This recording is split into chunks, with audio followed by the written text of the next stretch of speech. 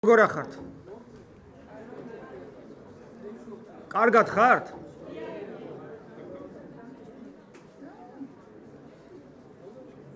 აქ უმრავლესობა სტუდენტები ხართ თუ ადგილობრივებს გულისხმობთ თუ გარედან შემოსულები? ყოფილი სტუდენტებიც ხართ?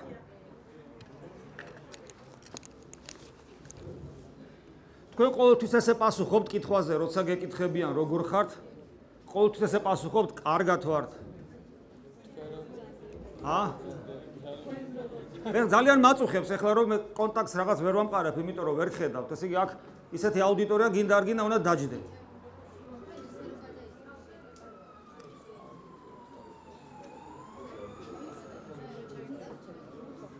ისა თქვენ ასე უნდა იდგეთ სულ? თორე გამოვა რომ მარტო ერთ კაცს ველაპარაკები და დანარჩენი. როცა ადამიანს ესეც მუშაობს, მაშინ ფეხზე დავდგები. როგორც იქნა გვეშველა. მაშინ გესმით ხო? ძალიან კარგი.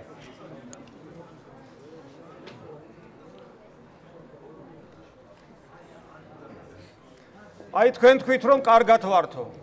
ჩვენ ხო ვიცით რომ ძალიან ხშირად სიტყვის მასალაა და ისე რას ნიშნავს ადამიანი კარგად იყოს? რა არის საჭირო იმისათვის რომ ადამიანი კარგად იყოს? როგორ ფიქრობ? სიმშვიდე? ბედნიერება. სიმშვიდე საიდან მოდის? იმ წამს ვერ წმენი დაიწყეთ. რაღაცა ხო უნდა დამიტოვოთ სათქმელი. ეგრევე ვერ წმენი, და მე რაღა ვთქვა. კარგი. წმენა ძალიან ფართემცნებაა. ადამიანს იმდენი რამ, საერთოდ წმენის გარეშე თუ არსებობს დედამიწაზე ერთი ადამიანი მაინც. არსებობს? აი წარმოიდგინეთ ადამიანი დედამიწაზე, უკან გესმით ხმა? კალიდორში ალბათ არ გესმით, ხო? აბა რა უყო. აი აქაც შეიძლება შემოხვიდეთ. აი ასე რომ შემოიყვანოთ ხალხი აქაც. აი წარმოიდგინეთ ადამიანი იღვიძებს დილას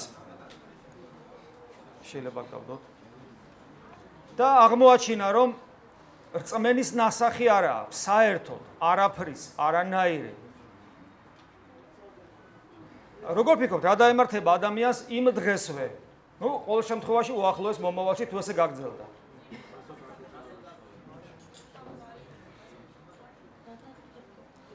ბატონო განადგურდებ. ახლა ხვდებით ალბათ რომ მე როცა ვამბობ ამ შემთხვევაში რწმენაზე როცა ვსაუბრობ არ გულისხმობ რელიგიურ რწმენას. იმიტომ რომ ადამიანი შეიძლება იყოს ათეისტი და ძალიან კარგად ცხოვრობდა და ძალიან დიდხანს ცხოვრობდეს. ანუ ათეისტს აქვს თავისი რწმენა. თუნდაც რწმენა მეორე დღისა, რომ ხვალე ყველაფერი უკეთ და კარგად იქნება, ხომ სწორია? რწმენა იმისა, რომ თქვათ ის საქმიანობა რაც მან დაიწყო, გამოვა. პროფესიულ წარმატებას მიაღწევს. გოგონა რომელიც უყვარს, მას თანხმობას ეტყვის. შვილი რომელიც გაუჩნდა, ღირსეული ადამიანი გაიზრდება. თავის სამშობლოს უკეთესი მომავალი ექნება. ის იდეალები რაც მეტნაკლებად ადამიანს შეიძლება ქონდეს და კონკრეტულად ამ ადამიანს თუნდაც იგი ათეისტი იყოს, ეს იდეალები განხორციელდება. საკმარისი ადამიანს აი რწმენა ადამიანის ხვალინდელი დღისა, ახლობლისადმი და ასე შემდეგ მოუშალო რომ ის იმ წამსვე ფსიქოლოგიურად დაავადება და ვერ გაუძლებს და ჩავარდება უიმედობაში და მოკვდება. აი ადამიანთან ურთიერთობა, მიხვედი სამსახურში, გაიცანი თანამშრომელი. ადამიანი რომელიც შენი მომავალი უფროსი იქნება, ან შენ ხარ ხელმძღვანელი და იღებ ადამიანს თანამშრომლად, რომელიც ხვალე შეიძლება შენი თანამშრომელი იყოს. როგორი განწყობით ხვდებით ჩვენ ნებისმიერ უცხო ადამიანს რწმენით? თუ ჩვენ არ გვექნება რწმენა ადამიანისა, რომელიც მე გავიცანი დღეს, რომელთანაც ერთად მე რაღაც ცხოვრებისეული პერიოდი ერთად უნდა გავიაროთ, მე თუ არ მექნება რწმენა ამ ადამიანისა, შეუძლებელია ეს ურთიერთობა. რატომ რწმენა? იმიტომ რომ ვერავინ ვერ შეძლებს გაიაზროს სხვა ადამიანის შიგნით. შიგნით ხო ხვდებით რას გულისხმობ? ანატომიურად შიგნით არა. მე გულისხმობ სხვა სიღრმეს, რომელიც ადამიანს ყველას უსასრულოდ აქვს. ჩვენ ვერავინ ვერ იტყვის თუ ადამიანის სიღრმეში რა ძევს და რა არის. ამის გაგება აბსოლუტურად გამორიცხულია. როგორი ინტუიციაც არ უნდა ქონდეს, როგორი გამოცდილებაც არ უნდა ქონდეს, საბოლოო ჯამში მხოლოდ რწმენით იღებ ყველა ადამიანს. მე მწამს შენი ადამიანი. აი მე მოვედი აქ. ჩვენ ერთმანეთს არ ვიცნობ. მაგრამ ჩვენ რაღაცა გვამოძრავებს. ზოგს ჭეშმარიტების ძიება, ზოგს უბრალოდ ცნობის მოყვარეობა. ზოგს ცოდნის სიყვარული და ინტერესი. ზოგი შეიძლება სხვა განწყობით იყოს, თუნდაც იმ განწყობით, რომ აი ეს ეკლესიის მსახურია, მღვდელია. ეს არის სასწავლებელი, სადაც უამრავი განათლებული ადამიანი იზრდება, მუშაობს. თქვენ ინტელექტის ნაკლებობას არ განიცდით. თქვენ გასწავლიან პროფესიონალები, რომლებმაც თავის საქმე ძალიან კარგად იციან. რა უნდა თქვას ახალი ღვთისმსახურმა? რა უნდა თქვას ახალი ქრისტეს მღვდელმა? რა უნდა თქვას? ესე შეიძლება ინტერესის სფერო იყოს და რწმენა იმისა, რომ ან იტყვის იმას, რასაც მე ველოდები და მიხარია, ან რწმენა იმისა, რომ დაჯერებულობა იმისა, რომ მე ხო ვიცი რაც არის ეკლესია და რაც არის ისევ იგივეს და იმავეს იტყვის, რა უნდა გავიგომი ახალი, მაგრამ მოდი კიდევ ერთხელ დავწმუნდები, რწმენა იმისა, რომ ახალი არაფერი არ იქნება, ნათელი არ იქნება, რაც არის ეგ არის. მეც ამიტომ ავდექი და თეთრი შესამოსელი ჩავიცი. რა ვიცი, ეგება ამითაც მეთქი რაღაც ვიმოქმედო. ხე იმედია ხვდებით რომ ხუმრობთ, იმიტომ რომ ზაფხულში ეს ჯობია თეთრი. ხო, შესამოსელზე რაღაც შესამოსელზე გავჩერდით. მე მახსოვს ერთხელ ერთი ადამიანი, ერთი არა, ბევრი ამბობს, ერთმა ის რაც გამახსენდა თორე, ისე ბევრგან არის ამგვარი მოსაზრება, რომ თითქოს ჩვენ საზოგადოებისაგან გაუცხოებულნი ვართ იმის გამო, რომ შესამოსელი ესეთი გვაცვია და წვერი გვაქვს და რა ვიცი ასე შემდეგ. მაგრამ მე ხა აი გულზე ხელი დავიდოთ სულ და ვთქვა, რომელ ეხა ხო ცხელა. ისეთი სიცხეა, რომ ხა ჯერჯერობით ვაჟები შორტებით არ არიან, მაგრამ ყოველ შემთხვევაში ცოტა ზაფხულში რომ მოვსულიყავ. საინტერესო იქნებოდა, ალბათ საინტერესო იქნებოდა თავისებურად, მაგრამ სასიამოვნო მაინდა-მაინც რა ვიცი, იქნებოდა, რომ ეხლა მღვდელი მოსულიყო შორტებში. და მიზეზი ის რომ სიცხეა. ანუ ერთი მხრივ ჩვენ თვითონ გვაუცხოებს სასულიერო პირთან რაღაც შესამოსელი, რომელიც მას აქვს განსაკუთრებული, მაგრამ მეორე მხრივ თუ მას ესე ვერ დავინახავთ, პირველ რიგში სწორედ ჩვენგან ვიკითხავ და ქვას ჩვენ ვესვრი და სამართლიანათაც რას გავსო ვიტყვი. ესია. ასე რომ ისევ ტრადიციულად მოსვლა ვარ, ჯეღო ფერი გამოვიცვალე. ხო, აი წეგან ბედნიერება ვახსენეთ. ეხლა მე მესმის ძალიან ცხელა, მაგრამ თუ ვინმე იტყვის როგორ მცხელაო, მაშინ მე კიდე ხმამაღლა ვიყურებ თქვენზე, მაგრამ მე მცხელა მეთქი. ჩემი შესამოსლის გამო. მე ვეცდები რომ ის რისი თქმაც მინდოდა შეძლების დაგვარად.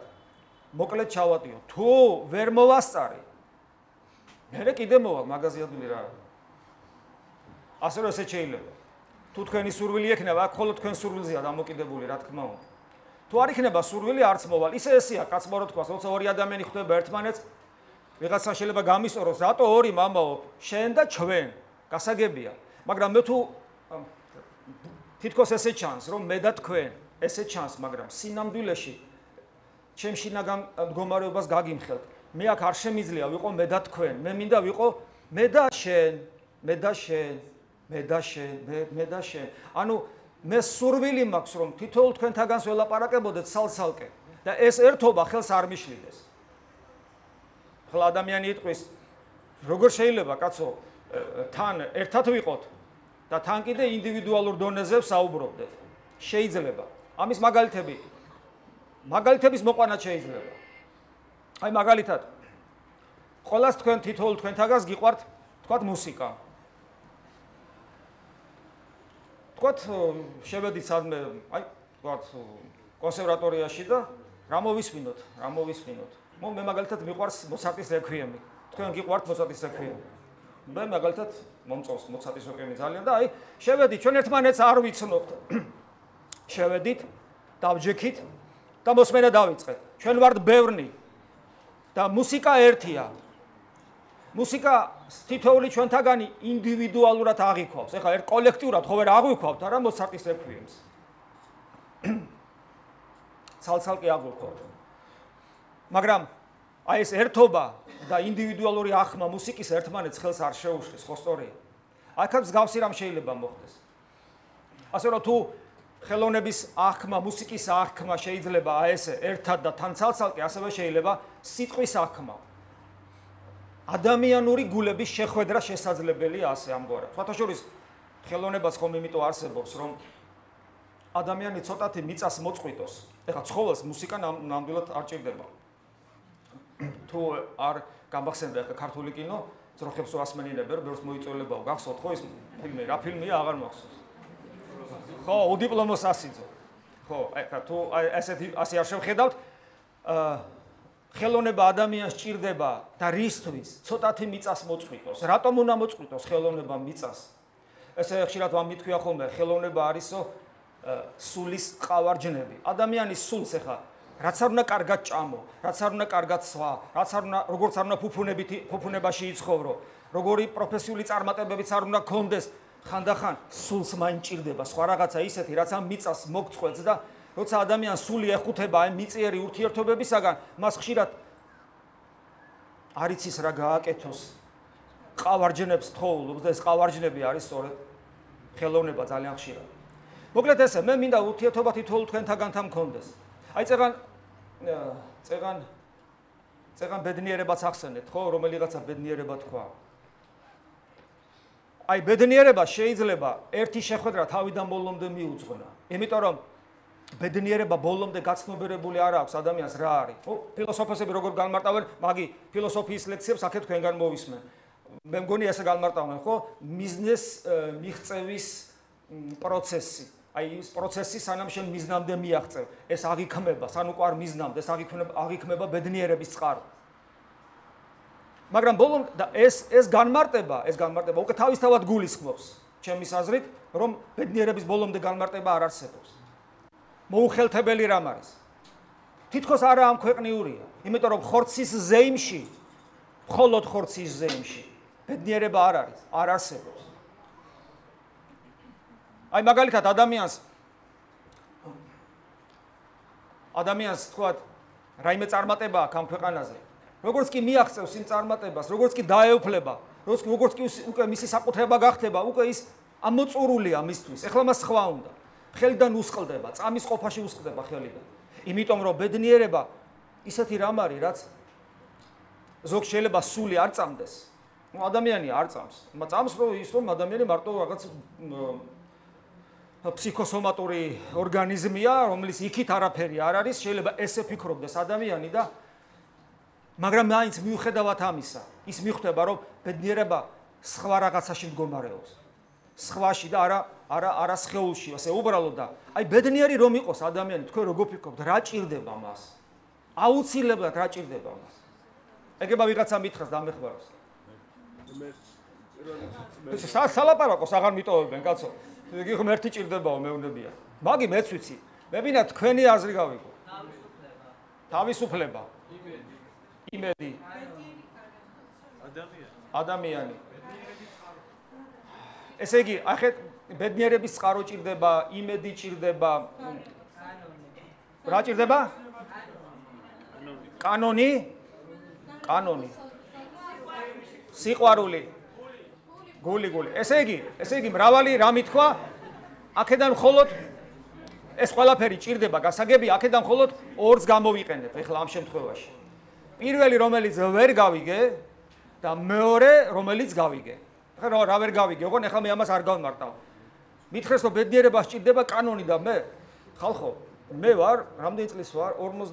52-ში. ანუ უკვე სიბერეში ვარ წასული და ესე იგი, საბჭოური სისტემის ეს წნეხი, ეს რაც თავი მახსოვს, ხრუშოვიდან დაწყებული, სულ ბრეჟნევს ხედავდი და კანონები ყელში მაქვს ამოსული. ერთ-ერთი მიზეზი სხვათა შორის, რომ გითხრათ, რის გამოც მე ქრისტიანი გავხდი, ეს იყო აი ეს ყელში ამოსვლა კანონისა. დაწყებული, ბატონო? ვერ გავიგე?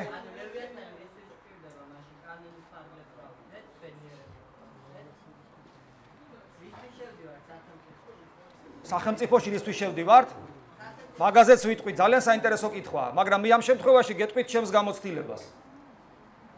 კანონით იწონებდა თავს საბჭოთა რუსეთი და მაგაზე უფრო ძლიერად კანონით იწონებდნენ თავს ფაშისტური გერმანია. კანონი სიყვარულის გარეშე და კანონი და ეხლა ვიტყვი იმას, რის გამოც მე მოვედი დღეს. თავისუფლების გარეშე იქცევა მარწუხებად, რომელიც ადამიანს ბედნიერებას ართმევს. მსჯავრდებული, რომელიც ციხეში ზის. გნებავთ უსამართლოდ და გნებავთ სამართლიანად. ყველა შემთხვევაში, პირველ შემთხვევაში თუ უსამართლოდ ზის, კანონი არასწორად მუშაობს და ან არასწორად არის შედგენილი და თუ სამართლიანად ზის ციხეში, ესე იგი კანონი სამართლიანად მუშაობს. ნებისმიერ შემთხვევაში მსჯავრდებული, რომელიც ციხეში თუნდაც კანონიერად ზის, ის ვერ იქნება ბედნიერი, იმიტომ რომ მას თავისუფლება არ აქვს. კანონი თავისთავად ბედნიერების მომტანი არ არის, თუ კანონი არ არის შეზავებული თავისუფლებასთან. და აი აქ ჩვენ ვადგებით იმ პრობლემას, რომელსაც თავისუფლების პრობლემა ქვია. ეხლა ეს მეორე საკითხი, რაც შეეხება მეორე საკითხს, თავისუფლების საკითხს. აი აქ ესეა, საერთოდ როცა მიდიხარ ადამიანებთან, რომლებსაც არ იცნობ, მიდიხარ და თავზე მოახვიო ის, აი მე მინდა ვისაუბრო, თქვათ რაღაც საკითხზე. ეგება თქვენ არ გინდათ. ეგება თქვენ ეს არ გსიამოვნებთ. ამიტომ როცა მე მოვდივარ და რაღაც საკითხი მომაქვს თქვენთან, გარკვეულად ჩემი მხრიდან ძალადობაა, მე მინდა ვისაუბრო თავისუფლებაზე და ეხლა კეთილინებე და მომისმინე. ეს განწყობა მე არ მინდა მქონდეს და არც მინდა რომ თქვენ მინდა რომ შეგიქმნათ. ამიტომაც მე თქვენგან რომ დავიჭერე სიტყვა თავისუფლება იმისათვის, რომ ვიყოთ ბედნიერი, ანუ თავისუფლება როგორც აუცილებელი პირობა ჩემი ბედნიერებისა, მეც გამიხარდა, იმიტომ რომ მე სწორედ თავისუფლებაზე მინდა აი ამ ეტაპზე გესაუბრო. რაც შეეხება კანონს, მე ხშირად მიუბრუნდები ამ საკითხს, რა თქმა უნდა. კანონი ყველაფერში არსებობს. ხალხო, მე რო ეხლა აქ ვდგავარ და დედამიწა რომ მიზიდავს და ფეხზე ვდგავარ, განა კანონი არ მუშაობს მიზიდულობისა. როდესაც მე ვსაუბრობ და ისე კი უყვირი ვარ კაცმო რო თქვას, მაგრამ მაინც მეტნაკლებად რომ ძალიან არ ვიძაბები და ყველას გესმით, განა აქ ფიზიკის კანონები არ არის ჩართული, მე რო გხედავთ, მე რო მესმის და ასე შემდეგ, ყველგან მე რო აქ შემოვედი, ეს უფლება მომეცა ადამიანს, რომელიც არ არის პედაგოგი, ეს ყველაფერი კანონის საშუალებით რეგულირდება და თუ ადამიანი იტყვის, რომ კანონი საერთოდ არ გვინდაო, უბრალოდ სამყაროდან გადის, როგორც არსება. თავისთავად ცხადია, მე ვსაუბრობ შიშველ კანონზე სიყვარულის გარეშე და თავისუფლების გარეშე. ეხლა რაც შეეხება თავისუფლებას და თავისუფლებაზე მე რომ აქ ფილოსოფიური მოხსენება მომეტანა, აბსოლუტურად უაზროდ მეჩვენება. ჯერ ერთი იმიტომ რომ არა ვარ ფილოსოფოსი. მაშინ საღვთისმეტყველო სიღრმეები ვიღაცა იტყვის, არც ღვთისმეტყველი არა ვარ. სასულიერო აკადემიაც არ მაქვს ბოლომდე დამთავრებული. აბა როგორ უნდა გვესაუბრო, რა კუთხით მამაო თავისუფლებაზე? მე ვფიქრობ, ფილოსოფიური კუთხით, რელიგიური კუთხით, ეს ყველაფერი წიგნებში წერია. მე მინდა ვესაუბრო თავისუფლებაზე ისე, როგორც ამას ხედავს რიგითი ქრისტიანი, ამ შემთხვევაში მღვდელი, მაგრამ ამ შემთხვევაში მაინც როგორც რიგითი ქრისტიანი. ადამიანი, რომელიც ეძებს და ეძებს თავისუფლებას. ის, ვინც თავისუფლებას არ ეძებს, ის სრული თავისუფალი ვერასოდეს ვერ გახდება, იმიტომ რომ თავისუფლება ესეთი კატეგორია, რომელიც საკენაზე მუდამ უნდა ვისწრაფოდეთ, იმიტომ რომ სრულყოფილი თავისუფლება სამყაროში არ არსებობს. სრულყოფილი თავისუფლების მაძიებლებმა შეიძლება სწორედ იმ ზღვარს გადააბიჯონ, რასაც ანარქია ქვია, წეღარო შეშფოთა ადამიანი, რომ აბა კანონი თუ არ იქნება, ხო დავინგრევით, რა თქმა უნდა დავინგრევით. ის, ვინც სრულ ანარქიას გვთავაზობს, რა თქმა უნდა ის არასწორად ფიქრობს და ის არასწორი განცდა თავისუფლების შეიძლება არასწორმა განცდამ თავისუფლებისა შეიძლება აქამდე მიგვიყვანოს. რაც შეეხება თავისუფლებას, მე არ ვიცი ხა რამდენად მოვასწრებ, მაგრამ რასაც მოვასწრებ, მე ვეცდები. ისე რამდენი გვაქვს დრო? ისე რომ კითხვა-პასუხებისათვისაც დავიტოვოთ. მაგრამ გარდა ამისა, გავითვალისწინოთ სიცხე, რომელიც აწუხებთ. მე პერიოდულად შეგახსენებთ, ხომ არ დავიღალეთ, ხომ არ შევწყვიტოთ, მაშინ შევწყვეთ და კითხვა-პასუხებზე გადავალთ. როგორც კი თქვენ მეტყვით ამას. თავისუფლების, როცა ჩვენ მე ესე ვხედავ სიტუაციას, მე თუ თქვენ რაიმე განსხვავებული მოსაზრება გექნებათ, ჩემი სურვილი იქნება, რომ საერთოდ არ მიყვარს მონოლოგის რეჟიმი, შეიძლება სხვაგან და აქ მე მირჩევნია იყოს დიალოგის რეჟიმი. ანუ თუ რაიმე საკითხზე თქვენი განსხვავებული პოზიცია გექნებათ, ან უფრო განმარტებას მოითხოვთ, ძალიან გთხოვთ, ჩაინიშნოთ და კითხვის სახით შემომაწოდოთ. და პირველ რიგში თუ ვინმე ნახავს კითხვებს შეიძლება იყოს ნებისმიერ თემაზე, მაგრამ თუ ადამიანს დააინტერესებს კონკრეტულად ჩემი გამონათქვამი, აქედან გამომდინარე პირველი მომაწოდე. როცა ჩვენ საუბრობთ თავისუფლებაზე, თავისთავად ხარდია, რომ აუცილებლად უნდა გავითვალისწინოთ, თუ ადამიანი საკუთარ თავის იდენტიფიკაციას რასთან ახდენს. ხომ გესმით? იმის დამიხედვით, თუ რად წარმოიდგენს ადამიანი საკუთარ თავს, კიდევ ერთხელ ვიმეორებ, საკუთარი თავის იდენტიფიკაცია, ვინა ვარ მე, ამის მიხედვით შეიძლება ვისაუბროთ ხოლო თავისუფლებაზე.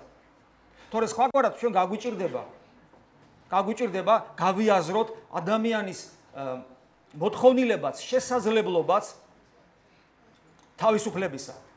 თუ რა თავისუფლების ხარისხი შეიძლება ადამიანმა მიაღწიოს. ეხლა ადამიანი სამყაროში, მოდი ესე ვთქვა, სამყაროში სხვადასხვა სახის თავისუფლება არსებობს. არსებობს ბუნებითი თავისუფლება. აი მაგალითად, მე ავიღე ქვა და ხელი უნდა გაუშვა.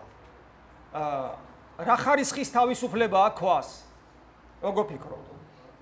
ის როგორც კი ხელს გაუშვა, წინწავსე ჩავარდება, დაბლა დაეცემა. შეიძლება თუ არა, მე კითხვა მიჩნდება, რომ ადამიანი აღმოჩნდეს აი ამ ქვის მდგომარეობაში და მისი თავისუფლების ხარისხი არ აღემატებოდეს გარკვეული შეხედულებით აი ამ ქვის თავისუფლებას. კითხვა მაქვს ესე. აი მოდი წარმოიდგინეთ, ჯვარი წერია ყველას და ადამიანი რაღაც სიმაღლიდან გადმოხტა ან გადმოვარდა. იქვე გადმოვარდა თქვათ რაღაც საგანი. აი როცა ხდება ვარდნა ადამიანისა და რომელიმე საგნისა. ძალიან დრამატულ სიტუაციას ვუშევთ, თქვათ ხტება ადამიანი, თქვათ წყალში. და იქვე გადავაგდეთ რაიმე საგანი. ანუ ერთნაირ მოძრაობას ასრულებენ. ვარდნის პროცესში თუ ადამიანი განხილული იქნება როგორც მატერია, მაშინ ამ შემთხვევაში მისი როგორც მატერიის თავისუფლების ხარისხი არ აღემატება ქვის თავისუფლებას. ესე იგი მე თუ ჩემ რა თქმა უნდა ეხლა ეს ცოტა ესეთი გაშარჟებული სიტუაციაა, მაგრამ მე მინდა ნელ-ნელა ავიდეთ საფეხურებრივად წინ გავიწიოთ. თუ მე ჩემი თავის იდენტიფიკაციას მოვახდენ ესე რომ მე ვარ მატერია, ხო ვარ მატერია ვარ, გან არა ვარ, ატომებისაგან შევდგები ვთქვათ, ელექტრონებისაგან, ანუ მენდელეევის მოსიარულე მენდელეევის სისტემა ვარ. ესე არ არის მიკროსამყარო. თუ მე ვარ მატერია, ზოგიერთ შემთხვევაში ჩემი თავისუფლების ხარისხი დიდად არ განსხვავდება ჩვეულებრივი ქვის თავისუფლების ხარისხისაგან.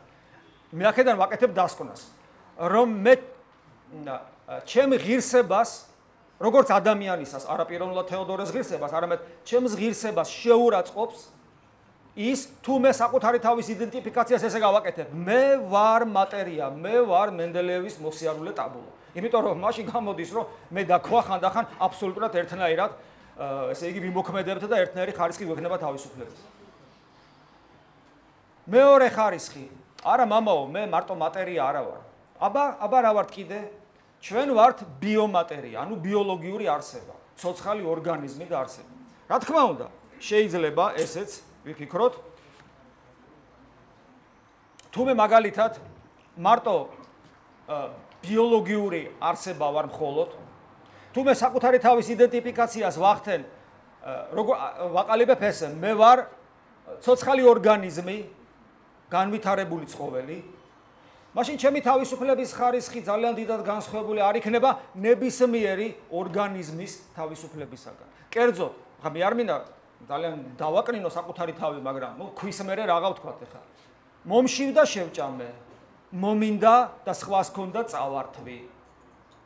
ჯუნგლის კანონი რასაც ქვია, მოკლედ, იმიტომ რომ ორგანიზმს აქვს ეს თვისება. ორგანიზმს აქვს შემდეგი თვისება, ბიოლოგიური ორგანიზმი. თვით გადარჩენის ინსტინქტი მაქვს. ორგანიზმს აქვს თვისება გამრავლებისა, მაქვს. თუ მე ჩემი კიდევ ვიმეორებ, თუ მე ჩემი თავის იდენტიფიკაციას ვახდენ როგორც ცხოველი, განვითარებული ცხოველი თუნდაც, მაგრამ ეს ორი თვისება მაქვს, მე ჩემი თავისუფლების ხარისხი ძალიან შეზღუდული აღმოჩნდება. იქით არ გესმით? ისმის. ამიტომ აქედან გამომდინარე, ვემორჩილები ბიოლოგიური არსებობის, ბიოლოგიურ კანონებს. ნახეთ, ერთი უცნაური რაღაცა ხდება ახლა აქ.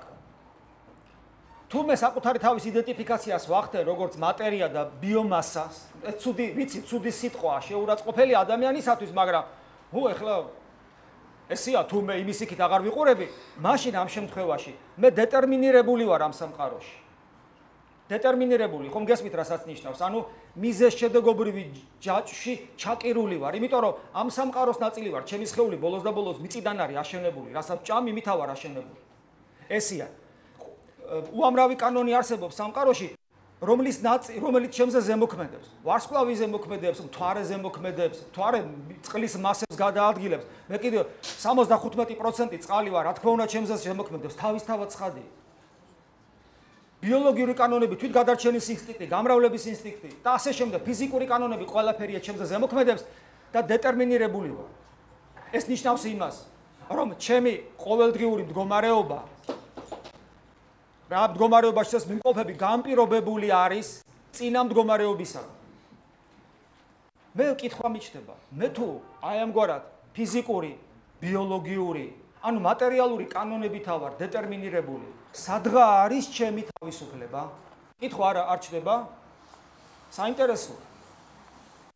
ის რომ მაგალითად მე ორის შესაძლო ვარიანტიდან ერთ-ერთის არჩევა შემიძლია, ეს არ არის თავისუფლება. აი ამის მაგალითი, ნებისმიერი ცხოველი ავიღოთ. დაუდოთ ორი ძაღლი ავიღოთ. ხორციანი საკვები დაუდოთ და პური, რომელს შეჭამს? ხორციან შეჭამს. იმიტომ რომ მას აქვს შესაძლებლობა მისი ბუნებიდან გამომდინარე გააკეთოს, გაიწიოს ან ერთისკენ, ან მეორისკენ. ან ორი შესაძლო ვარიანტიდან ერთ-ერთს ირჩევს, მაგრამ ვინ იტყვის რომ ის თავისუფალია? ის მოქმედებს ბიოლოგიური კანონების შესაბამისად. ისე სხვათა შორის ეხა საჭმელზე რაღაც მოვიტანეთ, თუმე სახლში მივედი, ესეთი მაგალითია, რა თქმა უნდა, ამას არავინ არ ჩადის. იმედი არც ერთი ადამიანი, მაგრამ თუ ადამიანი მხოლოდ ბიოლოგიური არსებაა, მივიდა სახლში, ერთი თეფში საჭმელი აქვს მხოლოდ, ბავშვი მშიერია, მხოლოდ ერთი საჭმელი აქვს, ერთი თეფში საჭმელი, ერთი ადამიანის ულუფა, ისე შეა სივრცილისაგან ცუდად არის, თუ ის ბიოლოგიური არსებაა, რა თქმა უნდა, პირველი თვითონ შეჭამს. და ბავშვი მშიერი დარჩება. იმიტომ რომ მოქმედებს ისე, როგორი რისი, რაშიც არის დეტერმინირებული. მაგრამ ადამიანი ესე არ იქცევა, ჩვენ ვიცით, აქედან გამომდინარე, ჩვენ უკვე წინასწარ ვდგავთ ნაბიჯს, რომ ადამიანმა არ შეიძლება თავის იდენტიფიკაცია მოახდინოს როგორც მხოლოდ მატერიალურმა და ბიოარსებამ. ეხლა ადამიანები იტყვიან, რომ მამაო, იცით, გარდა იმისა, რომ ადამიანი არის ამ სამყაროში არსებული ფსიქოსომატური ორგანიზმი, ამ სამყაროს ნაწილი, იგი ასევე სოციალური არსებაა. სოციალური არსება და მას შესაძლებელია კონდეს გარკვეული ხარისხის თავისუფლებანი სოციუმში. რა თქმა უნდა შეიძლება. და აი წეგან კანონი რო ახსენეთ, მე ვერ დავინახე რომელი იყო და აბსოლუტურად სწორად თქვა, როცა ადამიანი ფიქრობს, რა თქმა უნდა სწორი ხარ შვილო, იმიტომ რომ შეუძლებელია კანონის გარეშე არსებობა, მაგრამ ხომ ხვდები რომ თუმე მაგალითად აი წარმოიდგინეთ შევქმენი რაღაც საზოგადოება. ამ საზოგადოებაში მე მაქვს დომინანტი როლი და რასაც მინდა მე იმას ვაკეთებ. მე ვქმნი კანონს, უზურპაცია როგორ ხდება, როგორ იქნებოდა ტოტალიტარული რეჟიმები, როგორ ყველგან სიკეთის ნიღბით სხვათა შორის, როგორ ხო წყალი თუ შეიძლება. როგორ შეიძლება რომ ადამიანმა აი თქვათ იცით რომ არსებობს სხვადასხვა რელიგიური მიმდინარეობები, არსებობს ტოტალიტარული სექტები, სადაც ადამიანის ფსიქო-ემოციური დადგუნვა ხდება და ნებელობის წართვევა ხდება. აქ ყველგან კანონები არსებობს, თავისთავად ცხადია და ასე დროს ადამიანმა შეიძლება შექმნას ისეთი კანონები, რომელიც ადამიანის თავისუფლების უზურპაციას ახდენს და ადამიანს როგორც პიროვნებას საერთოდ ანადგურებს. ამიტომ კანონი კარგია, მაგრამ გააჩნია როგორი კანონი. რაც შეეხება კანონმდებლობანი, რომელიც სამყაროში არსებობს დღეს მთლიანად გაბატონებული ყველგან, ეს კანონები მრავალი მათგანი კარგია და მრავალი საშუალო და ზოგი ცუდია. თვინმე იტყვის, რომ რომელიმე სახელმწიფოში ყველა კანონი კარგია, ვაი, მე ვეტყვი საწყალი. როგორ შეიძლება ეს იფიქრო? ყველა კანონი კაი როგორ იქნება? ჩვენ მაშინ პოლიტიკური ცხოვრების სრულყოფილებისაკენ რატო უნდა ვისწრაფოდეთ, თუ ყველაფერი კარგად აგვაქვს? ანუ, როდესაც ჩვენ საუბრობთ კანონზე, რომელთაც სახელმწიფო, ანუ სოციალური მოდი ურთიერთობები რეგულირდება, ჩვენ ვიცით, რომ ეს კანონები სრულყოფილი არ არის. ჩვენ უნდა ვეცადოთ, რომ ისინი სრულყოფილი გახდნენ. ერთი ნიუანსია აქვს. ძირითადად კანონები, რაც კი არსებობს, ეს კანონები ეხება, ეს კანონმდებლობანი ეხება ადამიანის თავისუფლებას, უფლებებს თავისთავად ცხადია, მაგრამ ორიენტირებული არის ადამიანის სხეულზე, მის ამ ქვეყნიურ ყოფაზე, ამ ქვეყნიური ყოფის გაუმჯობესებას. ეს არის.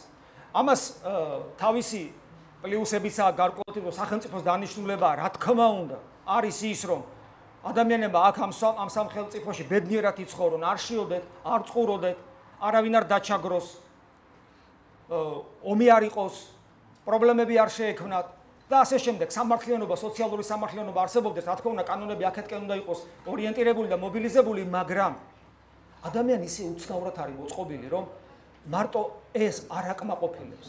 აი წარმოიდგინეთ შვილი, რომელსაც ძდი და მხოლოდ იმაზე ზრუნავ, რომ კარგად აჭამო და როცა ავათარი წამალი მეუტანა.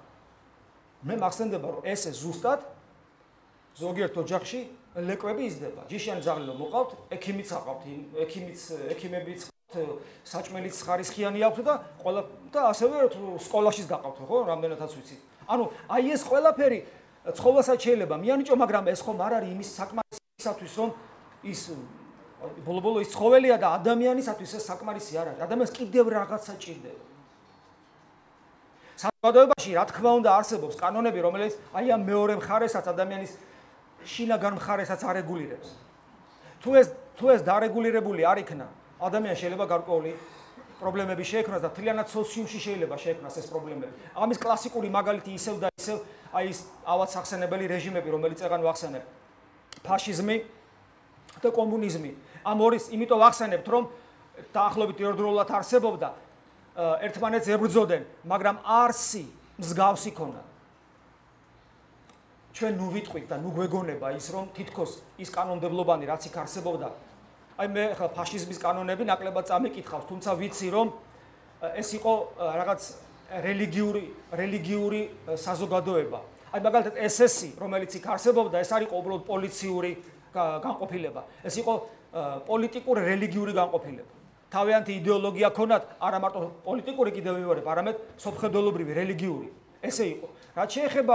რაც შეეხება საბჭოთა კავშირს, მე წაკითხული მაქვს, ალბათ მეტნაკლებად ეს შეიძლება მოიძიოთ 20-იანი წლების პერიოდიკა. თუ რა ტერმინოლოგიებით манипуლირებდნენ ისინი და როგორ ცდილობდნენ ადამიანის ცნობიერების შეცვლას და ზემოქმედებას. საოცარი ტერმინოლოგია იყო, რომელიც დემოკრატიულ პრინციპებს დიდად არც გადაუხვევდნენ ხოლმე და პრინციპში შეიძლება ასე ითქვას, რომ დემოკრატიული პრინციპები იყო იმ ტერმინოლოგიაში გატარებული. დემოკრატიასაც ხმარობდნენ ამ სიტყვას, თავისუფლებასაც. ძმობა, ერთობა, თავისუფლება ცნობილი რევოლუციური ლოზუნგი იყო ყოველთვის. რომ საკუთრება ხალხის არის, კეთილდღეობა, ბედნიერება, კომუნიზმი, რომელიც გაიგივებული იყო ბედნიერება ამ ქვეყნიურ სამოთხესთან. ანუ სიტყვაში არ არის საქმე მხოლოდ. საქმე იმაში, რომ ყველაფერი ორიენტირებული იყო ადამიანის სხეულზე და შეუძლებელია ადამიანი მხოლოდ სხეულით აღიზარდოს. ადამიანი მხოლოდ სხეულებრივად განვითარდეს, ეს ადამიანს არ აკმაყოფილებს. ადამიანი შინაგანად ისეთი ძლიერია, შინაგანად, რომ ვერ არის კანონი. აი მაგალითად, წარმოიდგინეთ, სახელმწიფოში ხისტი კანონები არსებობს, სადაც ესე იგი, მხოლოდ იგივე სკოლაში, მხოლოდ ძალის დაშინების მეთოდით ხდება ბავშვების აღზრდის ცდელობა იმისა, რომ მხოლოდ დაშინება სასჯელი იყოს, საშუალება იმისა, რომ ეს ბავშვი ღირსეული მოქალაქე გაიზარდოს. როგორც წესი ეს არ ამართლებს. იმიტომ როგორც კი შენ სასჯელს შეამცირებ და შეასუსტებ, ის იმ წამსვე იმას გააკეთებს, რაც უნდა. მეცაც ვიტყვი, ადამიანს, რომელსაც ყელში წაუჭერდა, ამით აფიქრებინებ მას, რომ თავისუფლებას ართმევ, მას შინაგანი ამბოხი ეწყება ადამიანის ბედნიერებას, მის განვითარებას და მთლიანად საზოგადოების გაცილებით სხვა რამე ჭირდება. კიდევ ერთი რამ არის საინტერესო, როცა ჩვენ საუბრობთ თავისუფლებაზე,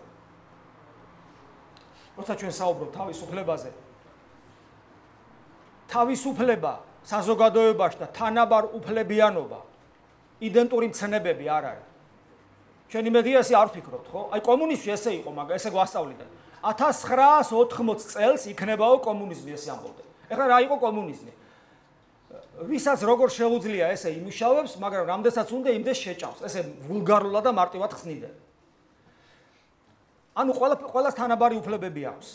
სინამდვილეში ეს არის ან შეგნებული ტყუილი საზოგადოებაში, სადაც ამბობენ, რომ ჩვენ ყველანი უნდა ვიყოთ თავისუფალნი და თანაბარ უფლებიანი. ეს არის ტყუილი, არ არსებობს ესეთი რამ. მაგალითისათვის, აი მაგალითად, სტუდენტი ამ სასწავლებლისა, პედაგოგი ამ სასწავლებლისა, ადმინისტრაცია და რექტორი ამ სასწავლებლისა. რა თქმა უნდა, თავისუფალნი არიან კანონის წინაშე, მაგრამ თუ არიან ისინი თანაბარ უფლებიანი. მაგალითად, პრეზიდენტი, სახელმწიფოს ვთქვათ, ამერიკის პრეზიდენტი და ნებისმიერი მოქალაქე ამერიკის. დემოკრატიული ქვეყანა. უფლებები თანაბარი აქვთ? არ აქვთ. ბერკეტები სხვადასხვა არის. რა თქმა უნდა, ამ ბერკეტებს ხელისუფლებაში მყოფ ადამიანს ისევ ხალხი აძლევს, მაგრამ როგორც კი პრეზიდენტი და უბრალო რიგითი ვთქვათ მუშა, ან უბრალო მოქალაქე ამერიკის. თანაბარნი არიან.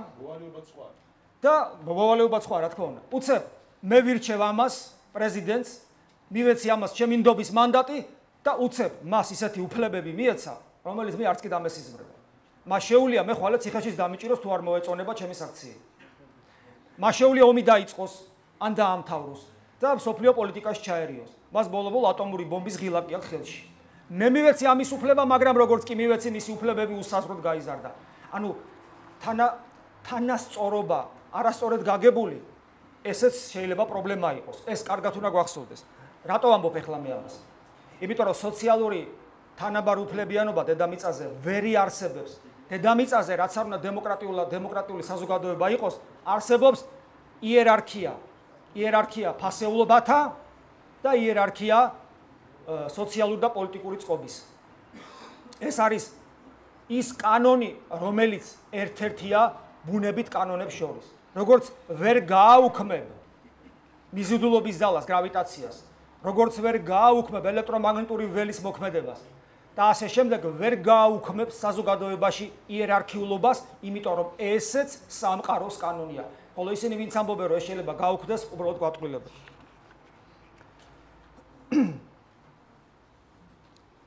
კიდე ერთი რამ არის, მე ფიქრობ, წავიკითხო თუ არა ეს ამონარიდები, მაგრამ მე ვფიქრობ, წავიკითხავ, იმიტომ რომ ეს ამონარიდები არ არის ჩემი. ამიტომ მე მას როგორც ჩემად არ წავიკითხავ, მაგრამ სამაგიეროდ დასკვნას გავაკეთებ ჩემსას.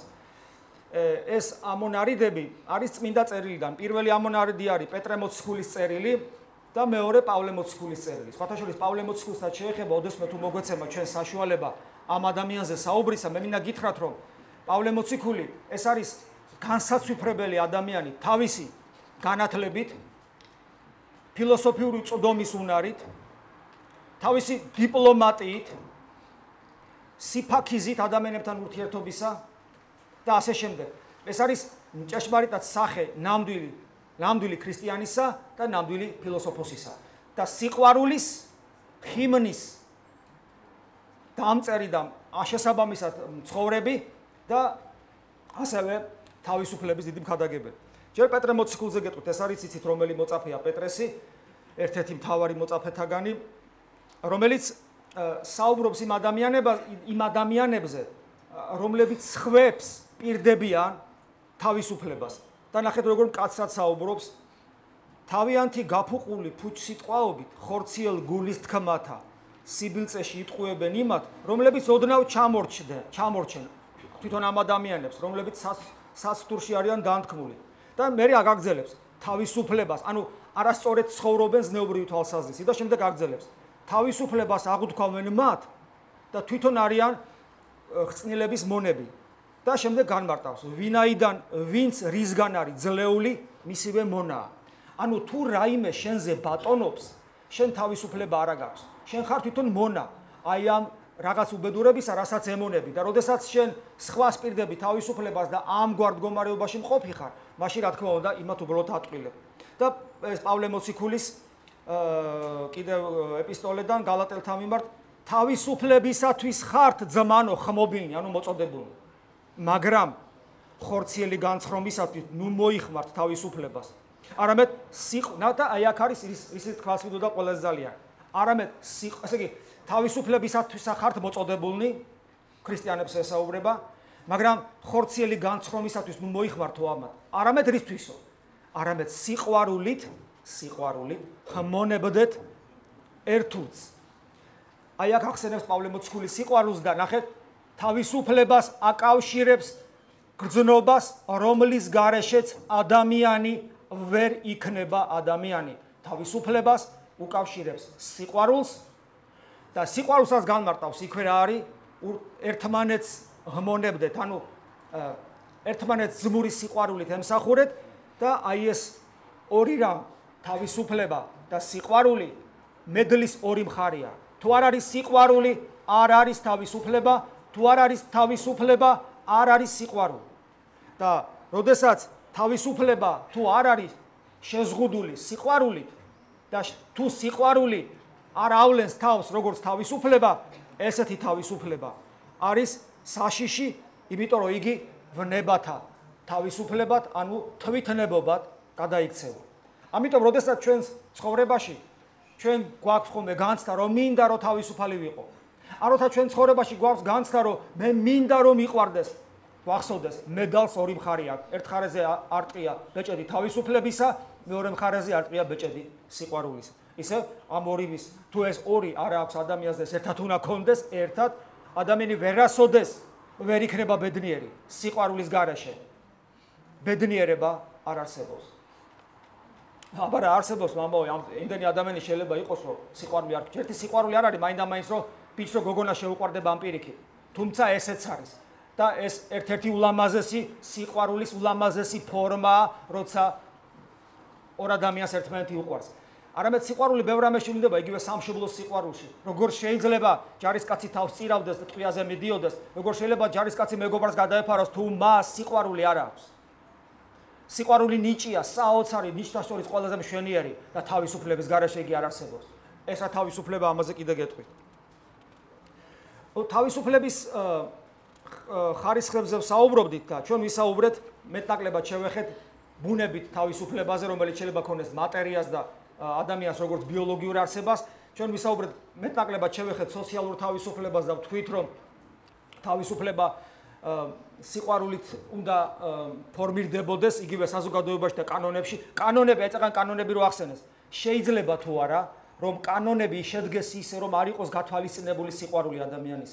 არ შეიძლება, იმიტომ რომ თუ კანონოდებელი ადგენს კანონს, ადგილი არ აქვს სიყვარულს. მაგრამ სიყვარული ყოველთვის თავზე ხელის გადასმა და მოფერება თავისთავად ცხადი არ არის. თუ ბავშვს მხოლოდ ეფერები და წაახალისებ მის არასწორ საქციელს, ის ბავშვი შენ არ გიყვარს, საკუთარ შვილზე მაგ ლაპარაკი. თუ პედაგოგი რომელიც შემოდის და ნებისმიერ თქვენს უცოდინრობაზე, არასწორ საქციელზე, უპასუხისგებლობაზე მხოლოდ შეგაქებთ, მას თქვენ არ უყვარხართ. სიყვარული ხანდახან ძალიან მკაცრი და ხისტი შეიძლება იყოს სიყვარულიდან გამომდინარე. თუ ექიმი, როცა შენ მწვავე შეტევა გაქვს, რაიმე თქვა აპენდიციტის თუნდაც და მხოლოდ არ ვატკინო და მხოლოდ გამაყუჩებელს მოგცემს, მას შენ არ უყვარხარ. სიყვარულის კანონი ექიმისათვის მდგომარეობს იმაში, რომ მან შენ ოპერაცია გაიკეთოს და გატკინოს. სიყვარული ხანდახან ვტკენს, ეს არის კანონი სიყვარულისა. იმიტომ რომ სიყვარული ადეკვატურად აღიქვავს ადამიანის მდგომარეობას და არ აქვს სუბიექტური განცდა, რომ ხო, მე თავარი ესე მიყვარხარ და რაც გინა ის მოგსვლია. სიყვარული ვერასოდეს ვერ იქნება გულგრილი. იქ სადაც არის გულგრილობა, იქ არ არის სიყვარული. გულგრილობას მე გულისხმობ სხვა ადამიანის მიმართ. სხვათა შორის არც თავისუფლება, აი თავისუფლება ხო სიყვარულის გარეშე არ არსებობს. ადამიანი თავის ცხოვრების წესით ისე ცხოვრობს, რომ ის აუცილებლად ცხვირს წაიტეხავს, შეიძლება ასე ითქვას. ვთქვათ ადამიანი აი დღეს საუბრობენ ტოლერანტობაზე. ტოლერანტობის გარეშე საზოგადოება ვერ ხანდახან ქრისტიანებს გეუბნებიან ხოლმე, რომ თქვენ ტოლერანტები არ ახართ. სასაცილო, როგორ შეიძლება ქრისტიანობა იყოს არატოლერანტული. იმიტომ რომ ქრისტიანობა სიყვარულის რელიგიაა, სადაც სიყვარულია, ტოლერანტობაც არის, მაგრამ რა იგულისხმება ტოლერანტობაში? თუ ტოლერანტობაში იგულისხმება გულგრილობა, ჩვენ არა ვართ ესეთი გულგრილი ქრისტიანები. აი მაგალითად, შენი მეგობარია და ყოველდღე კარგად დალევს შენთან ერთად და ჯდება მანქანაზე მიდის. შენ ერთხელ შეიძლება უთხარი, რომ ეს აიცა კაცო, ყველაფერი კარგად იქნება. თუ შენ ამას აძლევს საშუალებას ყოველდღე მთვრალი დაჯდეს საჭესთან და ამის მიზეზი შენი ტოლერანტული ბუნებაა მის მიმართ, რომ მისი თავისუფლება არ შელახო, შენ არ გიყვარს ეს ადამიანი, შენ მტერი ხარ ადამიანის, მეტი შენ მკვლელი ხარ ამ ადამიანის. ტოლერანტობა არ ნიშნავს, რომ სხვის ცუდზე, არასწორზე თვალები დაუხუჭო. იმიტომ რომ კიდევ ვიმეორებ, ტოლერანტობა ხო თავისუფლებასთან თანაზიარია და სიყვარული თუ არ იქნება, ეს თავისუფლება და აღარ ტოლერანტობა აღარ არის. კიდევ ერთი ტიპის თავისუფლება, რომელსაც აუცილებლად შევეხებით, უბრალოდ რომ იგი არსებობს, ჩვენ ვიცოდეთ, ეს არის ნაციონალური თავისუფლება. ეხლა ეროვნული გზნობები რო კარგია, ამაში მე მგონი ეჭვი არ არსებობს. არავის არ ეპარება. მაგრამ იქაც როგორც წინა თავისუფლებაზე, სოციალურ თავისუფლებაზე, სადაც სიყვარული არ არის, თუ ეროვნული თავისუფლება, ანუ ნაციონალური თავისუფლება სიყვარულის გარეშეა, ისიც ბოროტებად იქცება და ამის კლასიკური მაგალითი კვლავ და კვლავ ფაშიზმია. ფათაშორის აი ადოლფ ჰიტლერზე რო ფილმებს იღებენ ხოლმე, ფილმებში ყველგან ჩანს, როგორ ტირილამდე უყვარს გერმანია. მაგრამ ჩვენ ვიცით რა მონსტრად გადაიქცა იგი, რა მონსტრად გადაიქცა ნაციონალური გრძნობები მასში და იმ ადამიანებში, რომლებმაც მას დაუჯერეს. რატომ? როგორ შეიძლება ეროვნული გრძნობები ასეთ მონსტრად გადაიქცეს? ძალიან მარტივად. არ იყო იქ სიყვარული. სადაც არ არის სიყვარული, ყველაფერი უბედურებად იქცევა და როდესაც ადამიანები ისრაფიან ეროვნული და ნაციონალური თავისუფლებისაკენ, სახელმწიფოებრივი დამოუკიდებლობისა და თავისუფლებისაკენ, თუ სიყვარულს მოვაცილებ, მონსტრად გადავიქცევ. ამის მაგალითები სამწუხაროდ მთელ სოფლიოში არის და სამწუხაროდ ამის მაგალითები იყო საქართველოშიც. მე ვიცი რომ ძალიან ბევრს ეს არ მოეწონება, ძალიან ბევრი შემეკამათება, მაგრამ მე არ შემიძლია ეს თქვა, იმიტომ რომ ეს, რასაც ახლა მე ვიტყვი, მარტო აქ არ მithქვავს, ეს ეკლესიაში ამბიონიდანაც მithქვავს. საქართველოს ზეობის პერიოდი უმაღლესი სახელმწიფოებრივი განვითარებისა, პოლიტიკური სისტემის მოწყობისა და ასე შემდეგ იყო თამარის ეპოქა.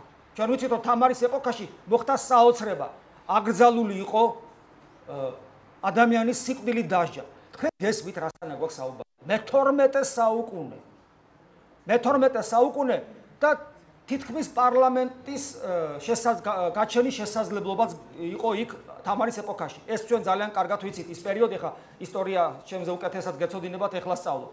ანუ ეს იყო საოცარი პერიოდი თამარის ეპოქაში. ისა საქართველოსათვის. კიდევ ვიმეორებ, მე-12 საუკუნე შესაძლებლობა პარლამენტისა, მონარქიას და პარლამენტის რომ არის ერთდროულად და იქ მართალია ვერ შედგა, მაგრამ ყოველ შემთხვევაში გარკვეულწილად ის ინტერესები, რასაც საზოგადოება ითხოვდა, გათვალისწინებული იქნა და სიკვდილით დასჯის არ არსებობდა. აი ჩემთვის მაგალითად ეხლა ხო არსებობს სასწაული, ფანტასტიკა, ხო? რომ არ ვიცოდე ეს მაგალითი, მე ვიტყოდი რომ რაღაცებს იტყვილებიან, ფანტასტიკის სფერო უფრო. ანუ აი ესეთი მდგომარეობაშია საქართველო და საქართველო ჩადის ერთ სერიოზულ შეცდომას მაშინ.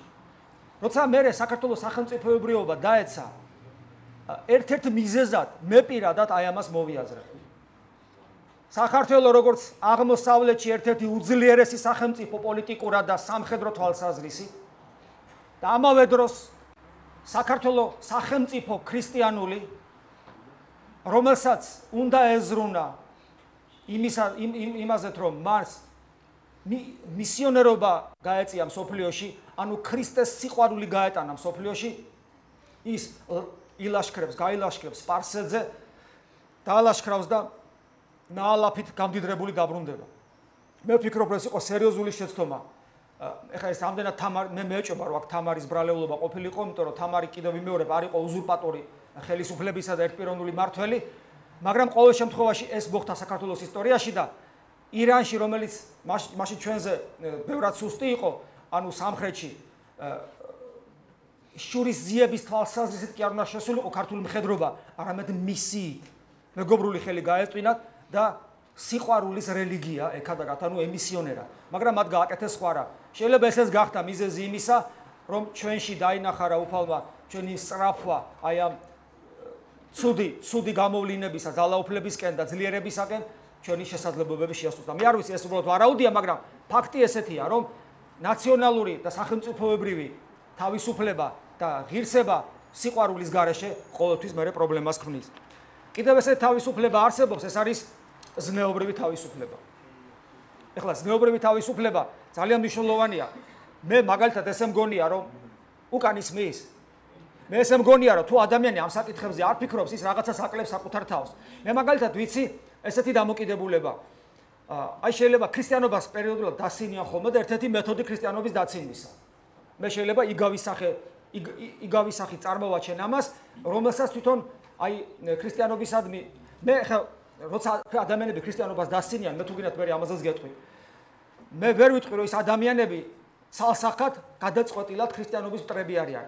ძალიან ხშირად მიზეზი იმისა რომ ქრისტიანებს დაგვცინიან, მოდი ასე ვთქვა, ჩვენა ვართ ქრისტიანები. რატომ?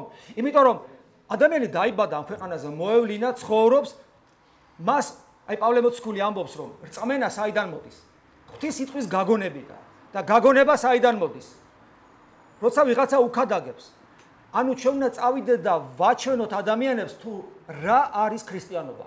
და როცა ჩვენ ამას ვერ ვაკეთებთ ისე როგორც საჭიროა, თუ მე შენ ვერ მოგაწოდე ქრისტიანობა როგორც არის ის სინამდვილეში და თუ მე დამახინჯებული შეხედულება შეგიქმენი ქრისტიანობაზე, მაშინ ჩემი ბრალეულობა. ამიტომ მე მაქსიმალურად ყველგან ვყვირი, ძმებო და დებო, როცა თქვენ ლანძღავთ ქრისტიანობას, ქრისტიანობა არაფერში შუაში არ არის. ქრისტე არაფერში შუაში არ არის. ისევ ჩვენი ბრალია, ჩვენ ვერ დაგანახეთ, ვერ მოგაწოდეთ, ვერ გაჩვენეთ ის, რაც ქრისტემ მოიტანა. ამიტომაც როცა ადამიანები ესე დასცინიან ქრისტიანობას, მე მათ არ განვიკითხავ ესე ხელს თალსახად არ ვიშერ, ისინი ქრისტეს ჩემი უფლის მტრები არიან მეთქი, მაგრამ ყოველ შემთხვევაში ამ შემთხვევაში მათეთ ერთ-ერთ არგუმენტს მოვიშურებ. თუ როგორ შეიძლება თქვა ისინი დასცინოდნენ ქრისტიანობას. როცა არესმით კიდევ ვიმეორებ, პირველ ყოვლისა შეიძლება იმიტომ, რომ მე ვერ ვაჩვენე მათ, რომ ქრისტიანობა არის რელიგია სიყვარულისა, ქრისტიანობა არის რელიგია თავისუფლების, ზეობის. ეს მაგალითი ესე ჟღერს. შეიძლება წყალდაულები. ნაბლო.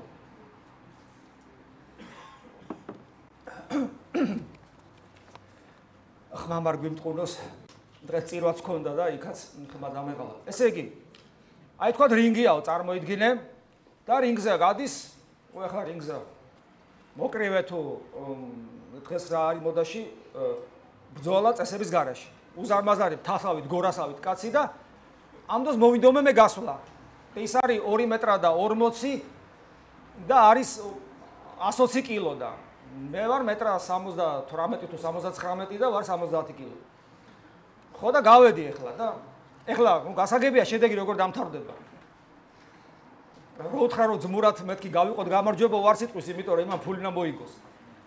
თან ის გააფრთხილეს რომ ეს საშიში მოწინააღმდეგე ესე მიუყურებ. შეიძლება რაღაც საშინელება გიქნას და წარმოგიდგენთ რას მიზავს.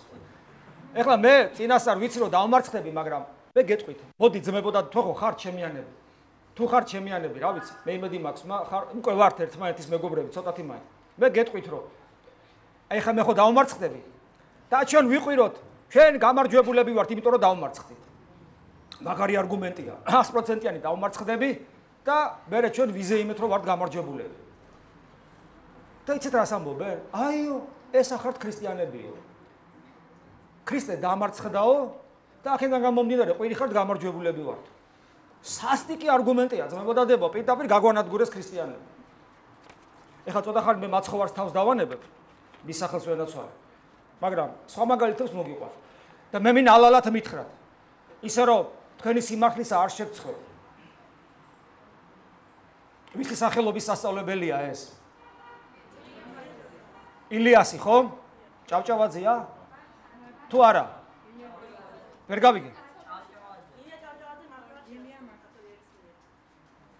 ილია ჭავჭავაძე მოკლული იქნა, იქ ბერბიჭაშვილი, ისი ფილიპე მახარაძე რეზოლუციას ადებდა, იქ ორჯონიკიძეზე ამბობდნენ, იმერელი ბიჭიო, ის ორჯონიკიძე არისო. ფიზიკურად ილია მოკლეს, ფიზიკურად არ მოკლეს, მოკლეს.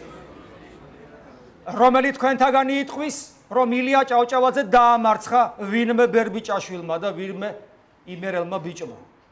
დაამარცხდა ილია.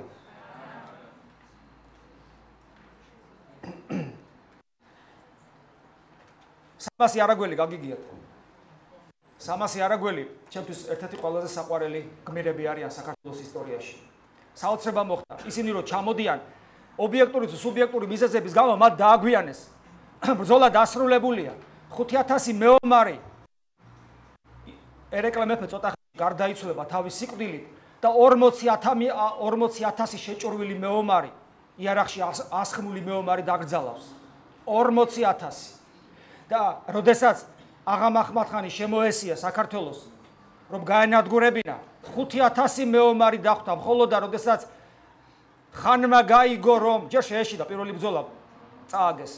ერეკლეს არც ერთი ბრძოლა არ ქონა წაგებული. ყველა ბრძოლას იგებდა. და პირველი ბრძოლა რომ მოიგეს, აღამ ახმათხანი დავრთხა მიდის. ვიღაცამ უთხრა, რას ამბობო, კაცო, არა ჩანანო, 5000 მეომარზე მეტი კი არ აყავსო და გაგიჟდა 5000 მეომარი მარტო ამალაში ყავდა აღამ ახმათხანს და ბრძოლა რა თქმა უნდა მოიგო. ერეკლე მეფე 75 წლის იყო ხმლით იბრძოდა და ძალით გაიყვანეს, იქნოდა სიკვდილი. ეხლა ჩამოდის 300 აროგელი ბრძოლა დამთავრებული, ალბათ რაღაც პატარა ჯგუფებს გაანადგურებენ, ბრძოლა მოგებულია. არავინ არ გაამტყუნებდა მათ, რომ უკან წასულიყვნენ. იმიტომ რომ ბრძოლა დასრულებულია. ვერ იკადრეს. ეს გურამ დოჩანაშვილს აქვს, გახსოვთ? ესეთი სიტყვები 60-ელ პირველში ეს არ იყო თვითკვლელობა, ეს მეგობართა ხათრით სიკვდილი იყო. ბოლოს ნავში რო წუდება თავს რო იკლავს და როგორ გადის ესე იგი წყალში და ესე იკვდება ეს ერთ-ერთი მოქმედი გმირი. ანუ ეს იყო ეს საოცრათაა გურამ დოჩანაშვილს, ამ საოცარ ადამიანს ეს ადგილი გაკეთებული მეგობართა ხათრით სიკვდილი. და 300 არაგველი დამთავრებულ ომში ზურგს ვერ აქცევს მკვდარ ძმებს, ისინიც მათთან უნდა ყოფილიყვნენ და გადაწყვეტენ რომ იომო. რა თქმა უნდა არა იმისათვის რომ უბრალოდ მოკვდნენ, არამედ იმისათვის რომ აღამ ახმათხანი მოკლან და როგორც ცნობილია თითქმის მიაღწიეს მის კარავანს. წარმოიდგინეთ 300 ადამიანი ამ ზღვა ტერში როგორ შედის რა შემართებით იბძვის რომ როგორმე იმ კარავანამდე მიაღწიოს. ყველა რა თქმა უნდა კვდება. მე არ შემიძლია პირიდან არ ამომივა თქმა იმისა რომ 300 არაგველი ამ ომში დამარცხდა. ეს იყო სულის ზეობა, ეს იყო ზნეობრივი გამარჯვება. გამახსენდა კიდე 200 მხედარი, დიდგორის ომი მოვიგეთ. ომი დამთავრდა, ეს იყო საოცარი ომი, არა მარტო იმიტომ რომ საქართველოს გადარჩა. დიდგორის ომში გადარჩა ევროპა მაშინ. იმიტომ რომ ეს იყო კოალიციური ჯარი, რომელსაც უნდოდა ევროპის განადგურება და საქართველოს გზად გაიარეს. იფიქრეს, გავივლით თითქმის ზოგიერთი მონაცემი თითქმის 100,000-იანი არმია იყო. ზოგიერთი მონაცემით ნაკლები. ამას ფათაშორის უცხოური წყაროები უფრო დიდ სიტყვას ასახელებენ ვიდრე ქართული წყაროები. ამას არ აქვს პრინციპული მნიშვნელობა. გაიარეს, უნდა გაიარონ და გავიდნენ. არ გაუშვა დავითმა. უკან ხეები ჩახერგა და ომს სანამ იწყებს თქვენ იცით რომ 200 მხედარი ეხლა ფილმის გადაღება რო უნდათ ერთ-ერთი ვერსიით ბერების ტანსაცმელები აცვიათ. ანუ 200 მხედარი შედის ტრიშუა გუშინ 200 მხედარს უზარმაზარი არმია თავისავად ცხადია შეუშვება. ის 200 მხედარი თავისავად ცხადია ბრძოლის ველზე დარჩა.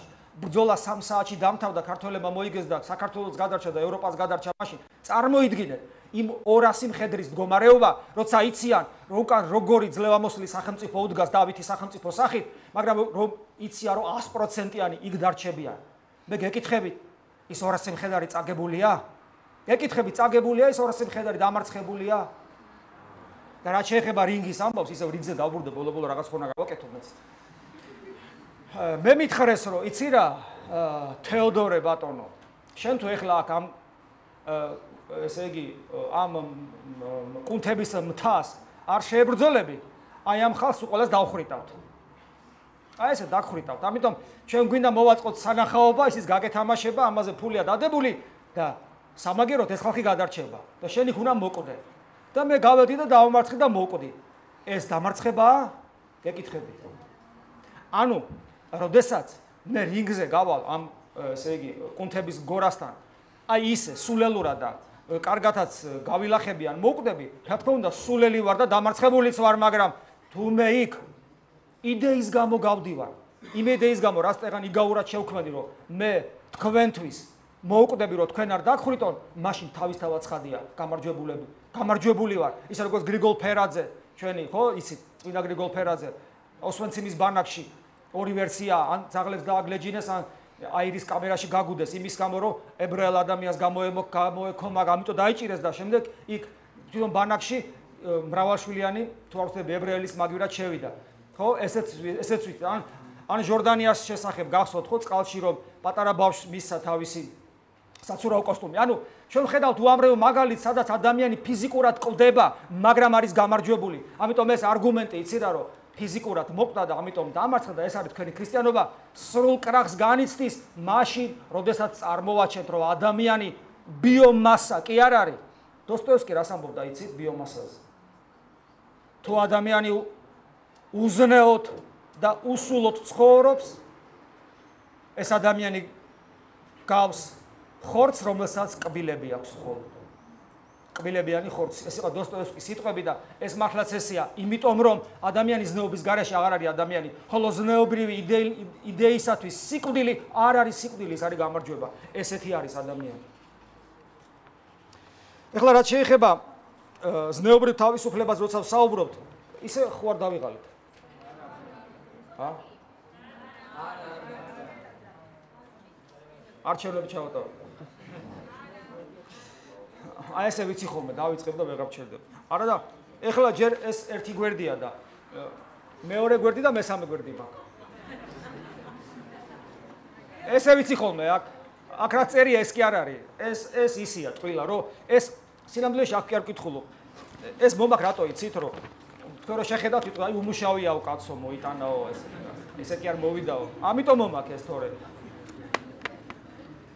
ყოველ შემთხვევაში თუ ვერ გაუძლებთ, ერთი 2-3 კვირაში შევხვდებით, თუ გექნებათ სურვილი და გავაგზავნებთ. აი ზნეობრივ თავისუფლებაზე მინდა ესეთი რამე ვთქვა კიდე რომ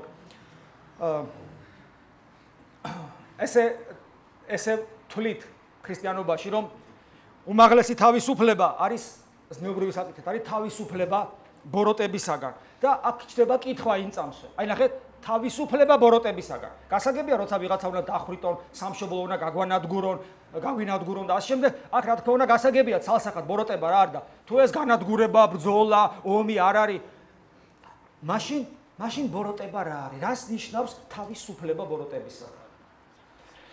ქრისტიანობა ამას ცოტა კი არა, კაი ღრმად უყურებს ამ სხვათა შორის, რატო ქრისტიანობა? იმიტომ რომ მოაზროვნე ადამიანები სხვადასხვანაირად აღიქვავდნენ. თქვა და მაგალითად ეს ახლა რასაც მევიტყვი იგივე თქვა რუსოს გამონათქვამია.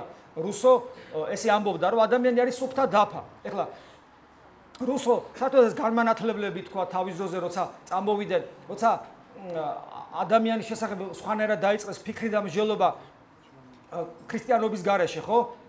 ადამიანის კვლევა დაიწყეს და ჩათვალეს რომ ადამიანის სუფთა დაფა, აი რასაც ისწავლის, მაგრამ ეს ახალი სულაც არ იყო. აი ეს ძერ კიდევ წარმართული პერიოდიდან მოდის, რომელსაც მე პავლე მოციქული შეებრძოლება, რომ ადამიანი ბოროტებას ჩადის იმიტომ, რომ მან არ იცის რომ ეს ბოროტებაა. ადამიანი ბოროტებას იმიტომ ჩადის, რომ არ იცის, ცოდნა არ აქვს. ხოლო როცა ეცოდინება, ის ბოროტებას აღარ ჩაიდგას. შემდეგ პავლე მოციქული ამის წინააღმდეგ გაილაშქრებს და იტყვის, რომ მიუხედავად ამისა, რომ შეიძლება ვიცოდე რა არის ბოროტება, ის ბოროტება მაინც მეკაჩება, ეს სხვა საკითხია. ქრისტიანობა სხვანაირად ამბობს. ქრისტიანობა ამბობს, რომ ადამიანის ქვეცნობიერში, ქვეცნობიერი ხომ ვიცით რაც არის? არის ცნობიერი, ეს კომპიუტერში როგორ არის, ოპერატიული და მეორე ის რომ არის მახსოვრობა. ხო, ანუ ის რაც ზემოთ არის, ეს ცნობიერია, მაგრამ არის ქვეცნობიერი. ქვეცნობიერში ფსიქოლოგები არ ვიცი, რამდენ შრეს გაარჩევენ, 7, 10, 12, ძალიან ბევრ შრეს გამოყოფენ ქვეცნობიერში, მაგრამ ფიქრობ გაცილებით მეტია, ვიდრე გამოიყოფა ეს მეცნიერულად დადგენილი და დადასტურებულია. ქვეცნობიერში ქრისტიანობა ასწავლის, რომ მრავალი რამეა დალექილი, არა მხოლოდ ჩემი ცნობიერებიდან შესული, არამედ გენეტიკურად გადმოცემულიც.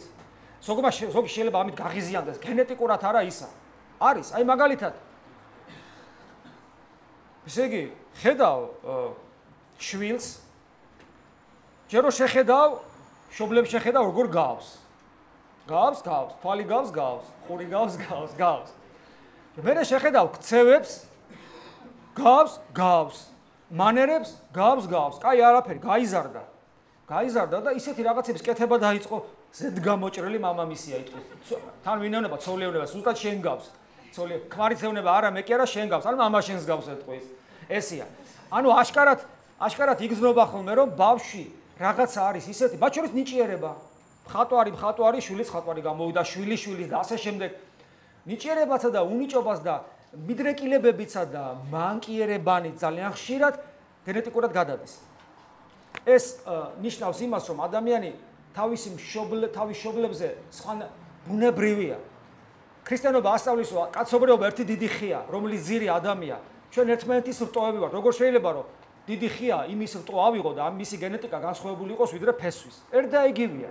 ანუ ეს ერთი მთლიანობა ერთმანეთსაგან გამოსულები არიან. ამიტომ ეს ყველაფერი შიგნით არის და ჩვენ წინაპრების მემკვიდრე ვართ.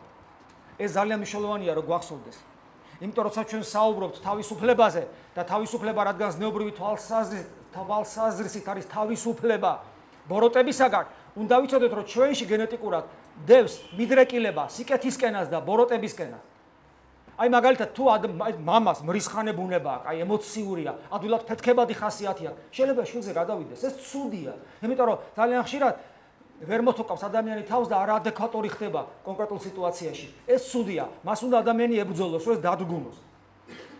და აქედან გამომდინარე, როცა რუსულ ამბობდნენ რომ ადამიანის სუფთა დაფაა, როცა თქვა წარმართები ძველად ამბობდნენ რომ ბერძნულ სამყაროში ამბობდნენ რომ ადამიანი ცოდავს ცუდ საქციელს ჩადის, იმიტომ რომ მან არ იცის რომ ეს ცუდია და პავლე მოციქული შემდეგ გაასწორებს და ამბობს რომ არა, მე ვიცი რა არის კარგი, მე ვიცი რა არის ცუდი, მინდა ვაკეთო კარგი, მაგრამ ჩემში არსებული რაღაც ცუდს მაკეთებინებს. ისე თითოეულმა ჩვენთაგანმა ეს ძალიან კარგად იცის, რამდენჯერ ყოფილა. თითოეული თქვენთაგანის ცხოვრებაში, რომ იცი რომ რაღაცის გაკეთება გინდა, სინდისი გეუნება, რომ ეს არ უნდა გააკეთო, მაგრამ მაინც გაგიკეთებია და მხოლოდ იმიტომ, რომ ვერ გაუძელი ამ ცდუნებას და გააკეთე. არ გინდა, მაგრამ აკეთებ. ეს პრობლემა აქვს ადამიანს და ქრისტიანობა გეუნება, თუ გვინდა რომ ვიყოთ თავისუფალნი, ნამდვილად თავისუფალნი ზნეობრივი თვალსაზრისითაც, უნდა საკუთარ თავში არსებულ აი ეს ბოროტება ვზილიოთ, რომელზე გამარჯვებასაც თავისი მეთოდიკები გააჩნია. მე კიდევ ერთი რამე მინდა გითხრათ, ეხლა მოკლედ ვეხები, იმიტომ რომ მაშინ არ დამთავრდება ეს თემა. კიდევ ერთ საკითხს მინდა შევეხო, ეს არის ადამიანის ნების თავისუფლება. ეხლა ამას რატო ვამბობ? მოკლედ ვიტყვი, მე ოღონდ ძალიან გთხოვთ ამის ჩაღმავებას ნუ მომთხოვთ, შეუძლებელი იქნება.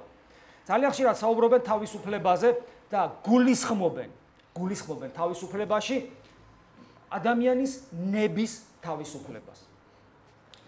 ადამიანი არის თავისუფალი და ბუნებითი ნების თავისუფლება. რა არის ბუნებითი ნება? ეს არის ადამიანის ბუნების თვისება.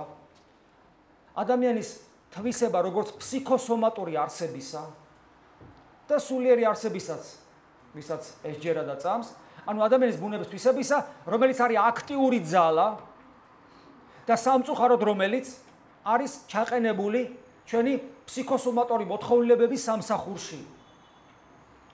მაგალითად, მე მინდა ვისწავლო ინგლისური, კარგად, უცხო ენა. და თქვათ აი ჯგუფი ადამიანების და ყველას ვეკითხებთ, გინდა რომ იცოდე ინგლისური? გინდა. კი, როგორ არ მინდა. აქედან მხოლოდ 1-2 შეძლებს, იმიტომ რომ აი ეს სურვილი აქტიურად, მხოლოდ მასში აქტიურობაში, აქტიურ ფაზაში თუ არ გადავიდა და ეს ნებელობის შედეგი უნდა იყოს, ნებელობიდან გამომდინარე უნდა იყოს, თუ არ გადავიდა აქტიურ ფაზაში, ეს ჩემი სურვილი არ განხორციელდება. ეს არის, მაგრამ არის ჩემს ფსიქოსომატურ ორგანიზმში მიდრეკილებები, რომელიც ჩემი ნების უზურპაციას ახდენს. მაგალითად, კუჭი, ქვენაგრძნობები, ინტელექტუალური სიამოვნებანი, გულის მიდრეკილებები, რომელიც თქვათ, მაინდა-მაინც რაღაც ზნეობრივ ნორმებში ვერ ჩაჯდება, შეიძლება მაგალითები კარგია ალბათ. რაღაც საქმეში დამიძახეს და იმ საქმეში მე და ჩემი მეგობარი ვართ ერთად. და მე ცალკე შემომთავაზეს, რომ იცი რა, მოდი ეს შენ გაგვიკეთე, ამ საქმეში დაგვიდექი და მოკლედ ბედს აქ წევთო და შენი მეგობარი გვერდზე დააყენე. უცებ მეუნება, მოდი რა, კარგია ესა და მაგრამ სინდისი მეუნება, ეს ჩემი ძმა, მეგობარი. მაგრამ აი ამ დროს უზურპაცია ხდება ჩემი ნებელობისა და ის აქტიურ მდგომარეობას იძენს აი ამ მიმართულებით. რომ აი რა ჩემ გულს უნდა რომ აი ხეს მინდა აი ეს გავაკეთო. ამ შემთხვევაში რა თქმა უნდა ხედავთ რომ ჩემი ნება არ არის თავისუფალი, მაგრამ რომ ჩამეკითხო და მე საყდური რომ მითხრა, იცი რას მეტყვი? თუ ძმა ხარ რა, თავისუფალი ვარ, აი რაც მინდოდა ეგ გავაკეთე და იმიტომ რომ თავისუფალი ვარ, ანუ თავისუფლების სახელით ადამიანს შეუძლია ჩაიდინოს ნებისმიერი უმსგავსო და უკეთური საქციელი და გაამართლოს თავისი თავისუფლებით, თავისუფლების უნარი. თავისუფალი არსება ვარ. ჩვენ მეუნებით, რომ არა, ეს არის არა შენი პიროვნული თავისუფლება, არამედ ეს არის შენი ნების თავისუფლება, რომლის უზურპაციას ახდენს შენი დაცემული ბუნება და ის მოქმედებს არასწორი მიმართულებით. ესე დროს არ არის საუბარი ჭეშმარიტ თავისუფლებაზე. იმიტომ რომ ადამიანი პიროვნულად ეწინააღმდეგება რა ღირსების საქმეს და თავის უღირს აქციას რასაც მინდა იმას ვაკეთებ თავისუფალი არა ვარო ამახლებსა თავის თავისუფლებით ვეუბნებით რომ ეს თავისუფლება სინამდვილეში არ არის თავისუფლება იმიტომ რომ შენი პიროვნული ღირსება როგორც ადამიანისა შელახულია ამიტომ ქრისტიანობა პირდაპირ ამბობს რომ ეს არ არის თავისუფლება საუბარია ასევე სულის თავისუფლებაზე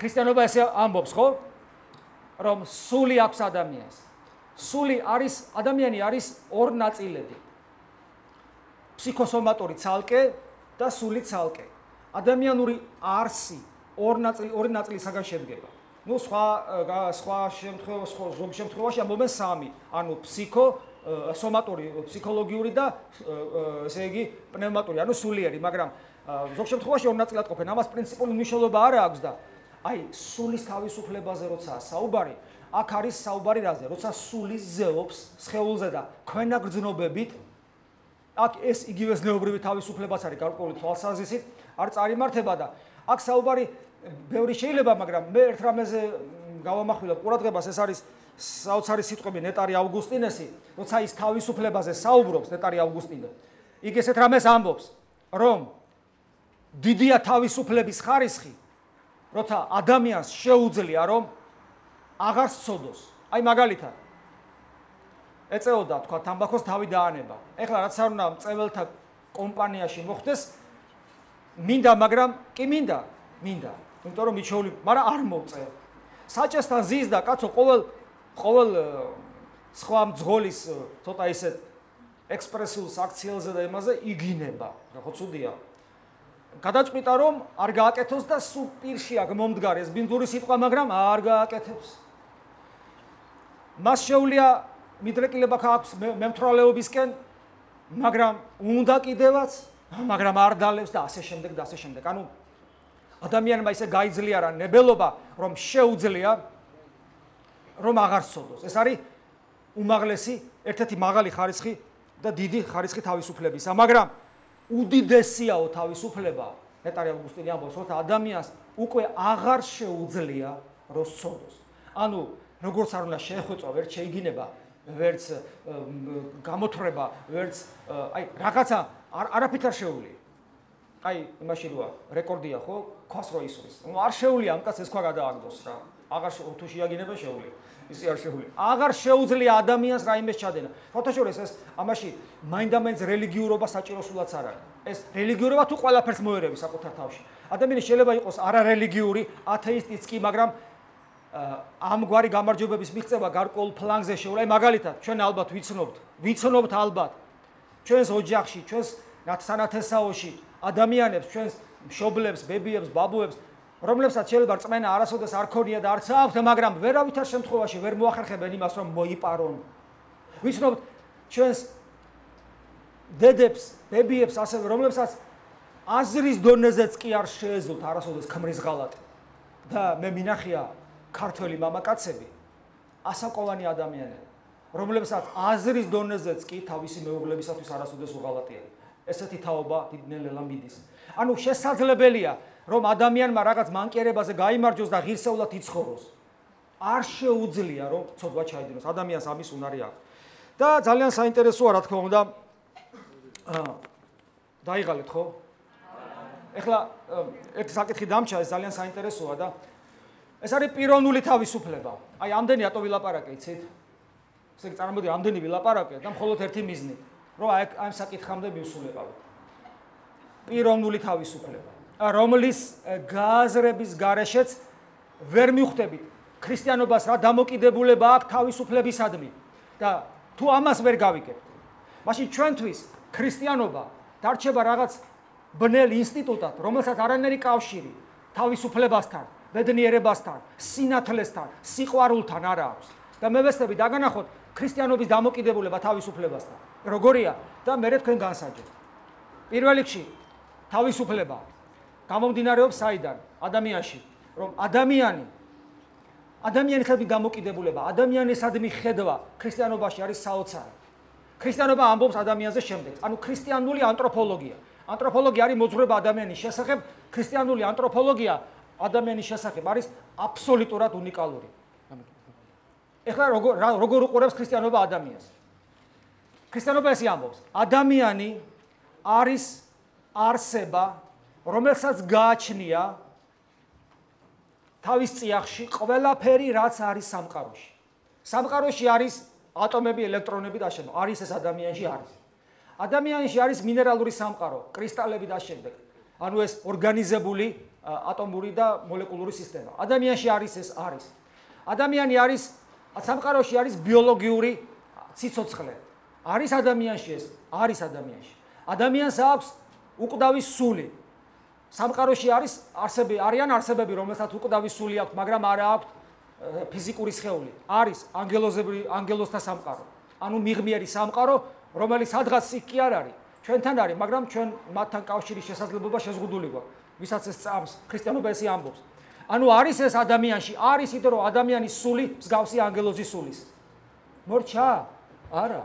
ნახეთ, მე ვთქვი რომ ადამიანი არის არსება, რომელსაც აქვს ფსიქოსომატური სხეული და ანგელოზებრივი სხეული ერთად მყოფი და ეს არის ბუნებით ადამიანი.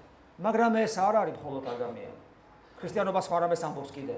ადამიანი ამ ყველაფრის გარდა კიდევ არის პიროვნება, რომელსაც არ აქვს არსი, ხო გესმით რა არის? ხელმოსაყიდი არსი. მაგრამ რომელიც ანუ ადამიანი არის პიროვნება, რომელსაც პიროვნებას არ აქვს არსი, რომელიც არსებობს აი ამ ადამიანური არსის მიერ, მაგრამ მოიცავს ამ ადამიანურ არსს.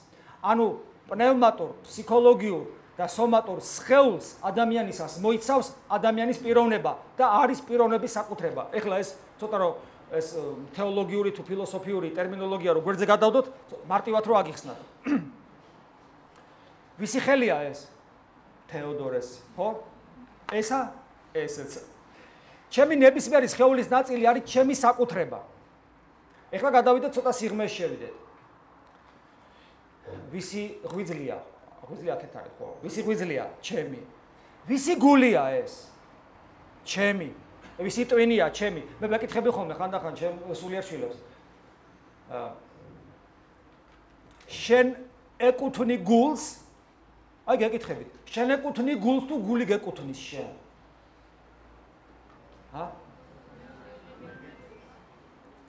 მე არ გავიგე, მიკროფონები არ აქვს გასაგები.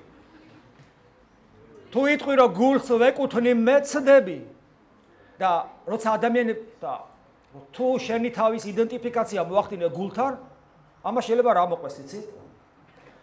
აი რაც მინდა სულ იმას გავაკეთებ. მე გააკეთე მაგას დაჯობია. როგორ შეიძლება ამის გაკეთება, რაც მინდა, ყოველთვის ის ვაკეთო. ეგრე რამდენი ოჯახი დაანგრეულა. შეიძლება აი ქალია და 3 შვილი ყავს. და ვიღაცა ბავშვი შეუყვარდა და გულს უნდაო და წაყვა. სახში მივედი, საჭმელის მაგალითი რომ მოვიყვანე. კუჭს უნდა და ეხლა სადველოდო იმ ბავშვს. რას ქვია? მე არ ვეკუთვნი არც კუჭს და არც გულს. კუჭიც ჩემია, გონებაც ჩემია და გულიც ჩემია, და სულიც ჩემია. სინდისიც ჩემია, ნებელობაც ჩემია, ყველაფერი მეკუთვნის მე და მე ხმამაღლა ვიტყვი. და ეს რომ ესია არის ჩემი როგორც ადამიანის ღირსება. სხვათა შორის თუ ჩვენ ისტორიაში ვინმე დიდი გვინახავს როგორც ადამიანი, ისინი დიდები მხოლოდ იმიტომ იყვნენ, რასაც ფლობდნენ, ყველაფერი მათ ეკუთვნოდათ და თუ საჭირო იყო, შვენიერებისათვის, სიყვარულისათვის, სამშობლოსათვის, ოჯახისათვის, მეგობრისათვის, ღმერთისათვის ამას წირავდნენ. და ისინი იყვნენ დიდი ადამიანები. თუ ადამიანს ეს უნარი არ აქვს, რომ იგი ფლობდეს საკუთარ თავს თავიდან ბოლომდე, ვერასოდეს დიდ საქმეს ვერ ჩაიდეს. ეხლა გამახსენდა უცებ, ზაზა დამენია, იცით ვინ იყო? გმირობა მისცეს. მეგობრებთან იქ, თანამებრძოლებთან იყო, დავარდა ყუმბარა, რომელსაც გამოძრობილი ქონა ეს დაცვა. გესმით, ადამიანი, რომელიც წამის ყოფაში დაეფარება იმ ყუმბარას. აი ჯვარი წერია, აქ რო დავარდეს ყუმბარა. თუ იფიქრე, იცი რა ფიქრები მოვა? აი ეხლა რომელიმე ვიღაცა დაეფარება, ვიცი რომ ის გულიანი კაცია, ის დაეფარება, ის გულიანი კაცია. ეგება მე ფანჯიდან გადახვდე მოვასწრო. როგორც კი ფიქრს დაიწყებ, იმ წამსვე შეგეშინდება. შენ თუ გულსაც შეეშინდება. შენში ეს მზაობა უნდა იყოს, რომ მართავდეს შენს გულს, შენს გონებას, გულს რომელიც დაიფლითება ყუმბარის ნამსხვრევებით, მაგრამ დაეფარები. ვერაფერს, ვერასოდეს დიდს ვერ გააკეთებ, თუ შენ პიროვნულად არ მოიცავ შენ არსებას. აი ეს არის ქრისტიანული ანთროპოლოგია. ადამიანი არის პიროვნება, რომელიც თავის თავს მოიცავს თავიდან ბოლომდე. ეხლა, რაც შეეხება სამყაროს. სამყარო რომ ლამაზია, კოსმოსი ხომ მშვენიერებას ნიშნავს და კოსმოსი რომ მშვენიერია და ვისაც ვარსკვლავებიანი ცა უნახია, თბილისში ვერ ნახავ ამას, მაგრამ აი როცა გახვალ ქალაქგარეთ ამ მთაში, ეს არის საოცრება, სილამაზე, როცა ამ მშვენიერებას უყურებ და პეპელას უყურებ, ყვავილს უყურებ, ადამიანს თვალებში ჩახედავ, გარშემო მშვენიერების მეტი რა არის, როცა მშვენიერება არსებობს. ერთი რამე კი ცხადზე უცხადესი ხდება. ეს მშვენიერება არსებობს კანონით, რომელსაც ქვია აუცილებლობა. თქვენ იცით ყველამ რომ მუხლუხაჭია რომ გამრავლდეს, რა, ვერ გამრავლდებოდა ჩვეულებრივად რაღაც ისე, როგორც სხვა რაღაც არსებები მრავლდებიან. არა, საოცრება ხდება. აშენებს თავის საფლავს, რომელსაც ქვია ჭუპრი, და იქიდან ულამაზესი არსება გამოდის, რომელიც დაფარპატებს და ყვავილივით არის, ხო პეპელას გულისხმობ. აი ეს საოცარი მშვენიერება, მაგრამ ესეც ტყვი არის კანონზომიერებისა. ანუ მთელი ეს მშვენიერი სამყარო კანონით მოქმედებს, მაგრამ ეს წარმოშობს, აი წარმოგიდგინეთ, პეპელას რო კონდეს ადამიანის მსგავსი ცნობიერება და სული. პეპელას ეს მშვენიერი არსების ეს მშვენიერება, რომ ეს რაღაცა მახინჯი, მუხლუხვა ესეთ ლამაზ არსებად გადაიქცა, რომელიც სიყვარულს ეძებს თავის ესე იგი მეწყვილეს, რომ მე კვლავ ესე იგი მოკვდეს და ახალი ჭუპრები მატლები გაჩნდეს და ასე შემდეგ. ანუ ეს პეპელას მშვენიერება ტრაგედიად გადაიქცევა. იმიტომ რომ ეს წრებრუნვა, საშინელი წრებრუნვა, რომელიც იგივე წარმართულ სამყაროში არსებობდა, რომელიც ჩვენ საზოგადოებაში და ყველგან არსებობს, რომ ყოველი დილა, ყოველი საღამო ერთმანეთს გავს, წრებრუნვა, კანონზომიერების ტყვეობაში ყოფობა. ეს ძალიან ხშირად გადაიქცევა პიროვნულ ტრაგედიად. საკმარისია ადამიანი ცხოვრების საზრისზე ჩაფიქრდეს და თავის ცხოვრებას შეხედოს გარედან და რას ხედავს? იღვიძებს, ჭამს, მიდის, მოდის, მერე მოდის, ისვენებს, ჭამს, იძინებს, იღვიძებს და ასე შემდეგ. წრებრუნვა მუდამ და იმისათვის, რომ ბიოლოგიური არსებობა გაიხანგძლივოს, ყოველდღიურობა მსგავსი ერთმანეთისა. თაობები ერთმანეთს ცვლიან, იბადებიან, იზრდებიან, კვდებიან, მერე იბადებიან. პიროვნულ ტრაგედიებს წარმოშობს. იმიტომ რომ მე მართალია ერთი ჩვეულებრივი რიგითი ადამიანი ვარ, როგორც სხვა, მაგრამ მე რომ მიყვარდა, ისე არავის უყვარდა, იმიტომ რომ ჩემი იყო და შენი სიყვარული ქონდა. მე რომ ძულდა, კი ბატონო, თუ ესია, თუ რაღაცა უკეთურება მძულდა, ისე მძულდა, შენ რო არ შეგძულებია, იმიტომ რომ ეს ჩემი პიროვნული ინდივიდუალურობიდან გამომდინარე იყო. მე რო საქმეს ვაკეთებდი, შენ ვერ აკეთებდი და ვერც გააკეთებდი, რომ ეს ჩემი იყო. შენ შეიძლება ჩემზე უკეთესად გაგეკეთებინა, მაგრამ ეს ჩემი იყო. მე აბსოლუტურად უნიკალური. და ეს რო დამთავრდება და მიწაში ჩავა ყველაფერი ტრაგიკულ ელფერს იძეს, იმიტომ რომ ეს აღარ მეორდება. ანუ ეს ჩაკეტილი წრე კანონზომიერების ამ მშვენიერი სამყაროს უპიროვნულ ტრაგედიად არის გადაქცეული. სხვათა შორის ანტიკური სამყარო.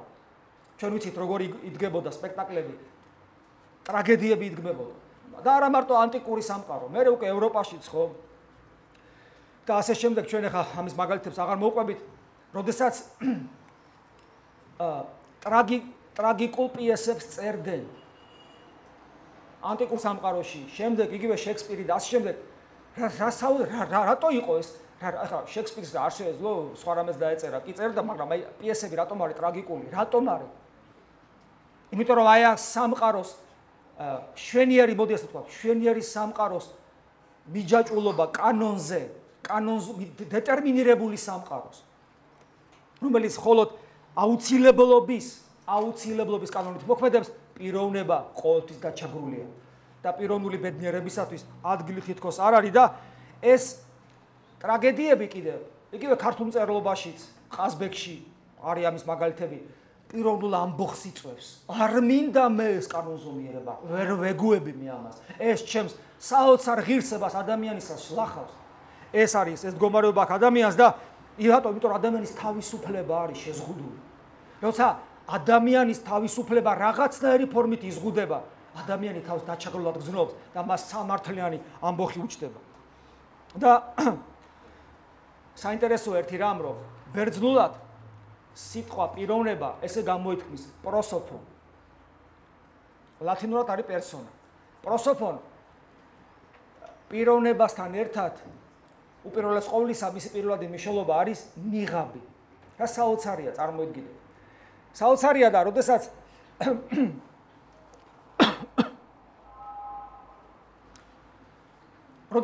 ამ სიტყვას იყენებდნენ და ნიღაბის მნიშვნელობა ქონდა მას უპირველეს ყოვლისა, ეს ნიშნავდა, როცა პიროვნება საკუთარ თავს ავლენს ის საზოგადოებაში, როცა თავის ინდივიდუალობას ასე პიროვნულად ავლენს, ის ნიღაბს იკეთებს. ეს ნიღაბია და მეტი არაფერი, რომელიც ხვალე ჩამოეხსნება და არარაობად გადაიქცევა. აქედან იქნება სწორედ ტრაგიზმი ადამიანური ბუნებისა და ადამიანის ინდივიდი, განუმეორებლობა, ანუ ჰიპოსტასი და ადამიანის პიროვნება, რომელშიც ის როგორც თავისუფალი არსება საკუთარ თავს უნდა ავლენდეს, ერთმანეთთან კავშირში არსობრივად არ არის. ანუ მის საწყისში, პირველად საწყისში ონტოლოგიურად არ არის ეს კავშირი, არ არსებობს. ანუ ადამიანის ინდივიდუალურობა, განუმეორებლობა, ანუ ჰიპოსტასი. ჰიპოსტასი რას ნიშნავს? ჩვენ ყველანი ადამიანები. ესენი ყველა ფურცელია.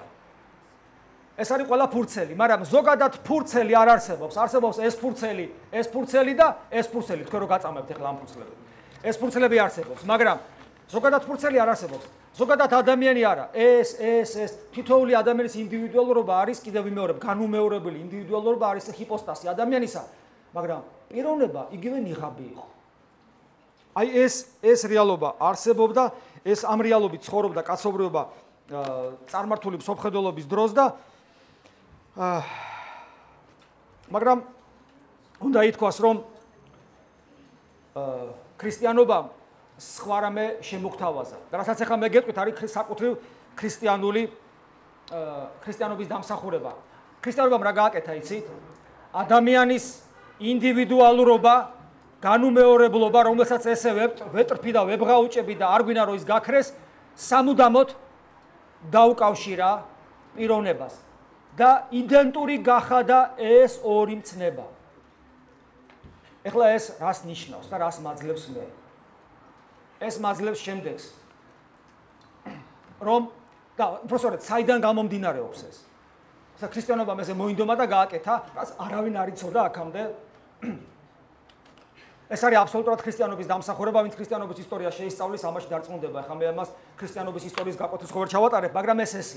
ამაზე კიდევ ვიმეორებ, უამრავი ლიტერატურა არსებობს, განსაკუთრებულად საინტერესოა მე-20 საუკუნის დასაწყისის და მე-19 საუკუნის დასასრულის ღვთისმეტყველების საოცარი ნაშრომები დასავლეთში, იგივე ლოსკის და ასე შემდეგ. და რომელიც, რა თქმა უნდა, ეკლესიის ძველ გამოცდილებას და სწავლებას ეყრდნობა. ეს გამომდინარეობს თავად ღმერთიდან. იმიტომ რომ თვითონ ღმერთია ესეთი. რას ნიშნავს ღმერთი ამ შემთხვევაში? სამყაროს არსებობის კანონი და როგორ არსებობს სამყარო? რა არის სამყაროს საწყისი? თუ სამყარო თავისთავად არსებობს, როდესაც მატერიალისტები ამბობენ, ხო? მაშინ სამყაროში მუდმივი წრებრუნვა არსებობს და იქ არსებობს კიდევ ვიბნებები კანონის აუცილებლობა და იქ არ არსებობს თავისუფლება. ყველაფერი დეტერმინირებულია. და ადამიანის პიროვნება მართლაც ნიღაბია. აღმოსავლურ რელიგიაში ხო ესეა. ვთქვათ, იგივე ბუდიზმში, ინდუიზმში. პიროვნება არის ქიმერა, რომ ეს ყველაფერი მოჩვენებითობა, მაია, ქიმერა, ეს ყველაფერი დასრულდება, ცოტა ხანში აღარ იარსებებს და პირიქით პიროვნება ტანჯვას იწვევს, იმიტომ რომ პიროვნებას სულ რაღაცა სურს, სურვილი იწვევს ტანჯვას და აქედან გამომდინარე, სურვილი იმისა, რომ აი ამ წრებრუნვას გაექცე, არის შესაძლებლობა გვეძლება, როცა ნირვანაში გადავალთ, როცა ვქრებით, როცა პიროვნული არსებობა ქრება, როცა ადამიანი როგორც მარილის კაცი შევა მარილიან ოკეანეში და გაქრება. აი ეს არის არსი, იმიტომ რომ ეს ხოლო ტანჯვას იწვევს, იმიტომ რომ იმ მარილიანი ოკეანის გარდა არაფერი არ არსებობს. ეს არის სამყარო, რომელიც მუდმივ წრებრუნვაშია, სანსარას ბორბალი, როგორც აღმოსავლურ რელიგიებში. ქრისტიანობა სხვა რამეს ამბობს და ეს არის სწორედ საოცრება იმისა, რასაც გვთავაზობს ახალს, რომ სამყაროს საწყისი არის არა ბუნება, არამედ პიროვნება, იმიტომ რომ არსებობის საწყისი და სიცოცხლის საწყისი და არსებობის საწყისში პირველად საძიებელია ღმერთში, რომელშიც, ახლა უკვე ღმერთში გადავედი. ღმერთში ონტოლოგიური საწყისი ჭყალებში გამოვიყენებ ამ სიტყვას, იმიტომ რომ საწყისი ეს სიტყვა, საწყისი ნიშნავს რაღაცის დაწყებას და ღმერთში საწყისი არ არის, დრო არ არის. საწყისი ჭყალებში, მაგრამ ესე გამოვიყენოთ, ეს სიტყვა ონტოლოგიური საწყისი არის არა ბუნება, ღვთაებრივი ბუნება, არამედ ცოცხალი, პიროვნული არსება, რომელსაც ქვია მამა ღმერთი, რომელისაგანაც მუდამ იშვება ძე ღმერთი და გამოვა სულიწმიდა ღმერთი. ამას რატო გაუსვიხავს და რამდენად მეხება ეს მე? ეს მეხება შემდეგნაირად, რომ რადგან სამყაროს, რადგან ყოფიერების საწყისი არის არა რაღაც ბუნება, რაღაც წრებრუნვა, მუდმივად გამეორებადი პროცესები, არამედ ცოცხალი პიროვნება. ეს ნიშნავს იმას, რომ სამყაროს ყოფიერების არსებობის უძირითადესი კანონი არის თავისუფლება და არის სიყვარული. ეს იმას ნიშნავს, რომ მე როგორც ადამიანს არსებას, რომელიც შემქნა ღმერთმა და ქრისტიანობა ესე მეუბნება, რომ შენ ახკარო ღმერთის ხატი, მე ესეთ არსებას მაქვს შესაძლებლობა, რომელიც პოტენციაში უკვე მაქვს და შესაძლებლობა ამ პოტენციის განვითარებისა და ეს შესაძლებლობა გამოითქმება საოცარი სიტყვებით სრული თავისუფლება და ჭეშმარიტი ნამდვილი სიყვარული და ამის ძალაუფლება, ამის თქმის უფლებას მაძლევს სწორედ აი ეს. კიდევ ვიმეორებ, ყოფიერების, ჩვენ ხო ვარსებობ. დეკარტე ხო ესე ამტკიცებდა, რომ ესე იგი ვარ, იმიტომ რომ ვაზრონებ. ვარსებობ, ვარ. ვერ გავექცევ იმას, რომ ვარ, ყოფიერება არის. ხედავ, განვიცდი, მიყვარს. არჩევანს ვაკეთებ. თავისუფლების შეზღუდვაზე მაქვს ამბოხი. ესე იგი ვარ, ესე იგი ყოფიერება არის და მეუბნება. ვიღაცა მეუბნება, რომ ყოფიერების საწყისი არის მკვდარი მატერია, ვიღაცა მეუბნება, რომ ყოფიერების საწყისი არის რაღაც ენერგეტიკა და ქრისტიანობა მეუბნება, ყოფიერების საწყისი არის ცოცხალი პიროვნება, რომელსაც მამა ღმერთი ქვია. არ გამიხარდეს? იმიტომ რომ ამ შემთხვევაში ის რაც მე მახჩობს და ის რეალიზებასაც ვერ ვახდენ, თავისუფლება და სიყვარული, აქედან გამომდინარე უკვე ბედნიერება, ამის რეალიზების შესაძლებლობა მეძლევა მე როგორც ადამიანს და მე მიხარია, იმიტომ რომ მე ჩემი ცხოვრების საზრისი დავინახე და მინდა ვადიდო შემოქმედი აი ამის გამო, აი ამ სიხარულის გამო. ჩემ ცხოვრებას აზრი ეძლევა და მაშინ მე შემიძლია გაცნობიერებულად მიყვარდეს თითოეული თქვენთაგანი, მე მაშინ გაცნობიერებულად შემიძლია მოვკვდე თითოეული ადამიანისათვის, ჩემი სამშობლოსათვის და რა თქმა უნდა, ჩემი ტკბილი უფლისათვის. და კიდევ ერთი ნიუანსი. რატომ ვთქვი მე, რომ სამყაროს საწყისი რადგან არის პიროვნება, ამიტომ ეს არის სრული თავისუფლების გარანტი. საოცარ ამას გეტყვით. ღმერთი არის თავისუფალი, ესე გვასწავლის ქრისტიანობა. ამიტომ როცა აი ძმებო და დებო, სადმე როცა გაიგებ, რომ ქრისტიანობა ზღუდავს ადამიანის თავისუფლებას, არ დაიჯეროთ იმიტომ, რომ ქრისტიანობა ასწავლის სწორედ ისეთ თავისუფლებას, რომელიც არსად არ არის და გვეუბნება თავისუფლებაო სამყაროს და ყოფიერების არსებობის საფუძველი. და ეს გამომდინარეობს ჩვენი უფლიდან, ჩვენი ღმერთიდან და თავად ღმერთის ბუნებიდან. აი ნახეთ როგორ არ გვასწავლის ქრისტიანობა. საწყისი მე ვთქვი არა არის არა ღვთაებრივი ბუნება, არამედ ცოცხალი პიროვნება მამა ღმერთი, რომელიც იკუთვნებს თავისავე ყოვლისშემძლე ღვთაებრივ ბუნებას. და თავისუფლების საწყისი რაში მდგომარეობს, იცი? და საფუძველი. აი წეგა გახსოვთ მე რა ვთქვი? ვისაკუთვნისო ჩემი გული, ვისაკუთვნისო ჩემი გონება, ჩემი სინდისი, ჩემი სული, ჩემს პიროვნებას ეკუთვნისო. მე ეს ვხედავ საკუთარ თავს და ეს მე მიხარია. ეს იმას ნიშნავს. ასევე და მე ესეთი იმიტომ ვარ, რომ ღმერთის ბუნება, ყოვლის შემძლე არსების, სამყაროს შემოქმედის ბუნება თავად პიროვნულად ღმერთს ეკუთვნის. და ღმერთი პიროვნულად თავისუფალია თავისივე ბუნების კანონებიდანაც. ეს იმას ნიშნავს, რომ ღმერთს შეუძლია თავისი ბუნების მიღმიერი ზემოქმედება. ამიტომაც მოვიდა ის ჩემთან ადამიანად. ამიტომაც არის რომ უკვირთ რომ როგორ მოვიდოდაო ღმერთი ადამიანად და ჯერ კიდევ წარმართები დასწროდნენ ქრისტიანებს, ჩვენ ვეუბნებით რომ შეუძლია ღმერთს მოვიდეს ადამიანად, იმიტომ რომ მას შეუძლია მიიღოს პიროვნული გადაწყვეტილება, იმოქმედოს, იყოს და იარსებოს თავის ბუნების გარეთ ადამიანში და მიიღო მან ადამიანური ბუნება. ეს იმას ნიშნავს, რომ ასევე მეც, როგორც მის ღვთის, მის ხატს შემიძლია ჩემი ბუნების მიღმიერი არსებობა. და ამიტომ შეიძლება ჩემი ბუნება არ მაძლევდეს ამის საშუალებას, მაგრამ ჩემი პიროვნული გადაწყვეტილებით მე შემიძლია ვიყო იქ, სადაც მე მინდა. და გავაკეთო არჩევანი, ეს ნეობრივი ისეთი, რომელიც მე მსურს.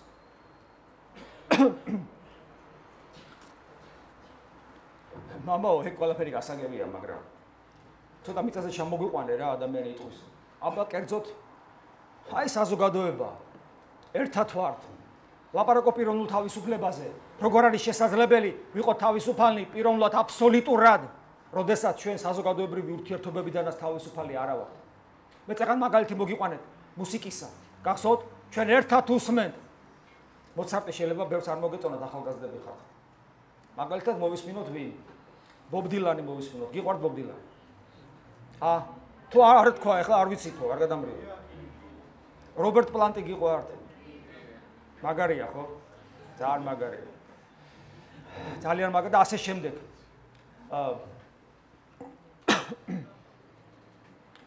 ჯოპლინის გეყვარება. ჯოპლინში რა არის საოცარი, როგორ ფიქრობთ? ესე იგი, აი რა ჩანს მის მუსიკაში ყველაზე მეტად? საოცარი ექსპრესიის გარდა, მას მუსიკაში არის საოცარი ყივილი თავისუფლების. ის მართლაც საოცრება იყო, ძალიან ახალგაზრდა გარდაიცვალა და საოცარი იყო და აი ყველა ადამიანში არ შეიძლება ნიჭიერ ადამიანში მიუხედავად მისი აღსარებლობისა, რომ არ იყოს წყურვილი თავისუფლებისა, მის ერთად სიმღერაში ესეთი სიტყვებია, რომ როგორცო ბურცო ჯაჭვით ვერ დააბავო, ისე ვერ დააბავ ადამიანის სიცოცხლეს. საოცარი სიტყვებია, ეს მართლაც ესეა. ანუ მე მის თქმა და იგივე ლედ ზეპელინის გახდოთ კიბე ცაში. ხო? კიბე. ვერ იყიდი კიბეს, რომელიც ცეცაში აგიყვანს. ეს გასაგებია და აქაც აი სურვილი რომ რაღაცნაირად აი ამ თავისუფლების რეალიზება მოახდინოს ადამიანმა მუსიკაში, ხელოვნებაში და ასე შემდეგ.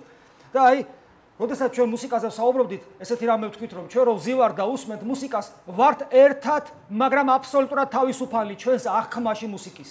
თითოეული ჩვენთაგანი, იგივე თქვათ, ჯოპლინს თუ მოусმენთ, სხვადასხვანაირად აღვიქვავთ, მაგრამ ვართ ერთად და ერთმანეთს უგებთ.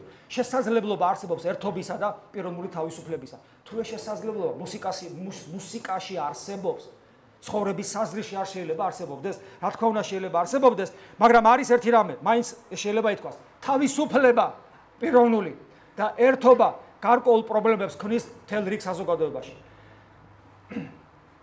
წერან ფაშიზმის და კომუნიზმის მაგალითი მოვიყვანე.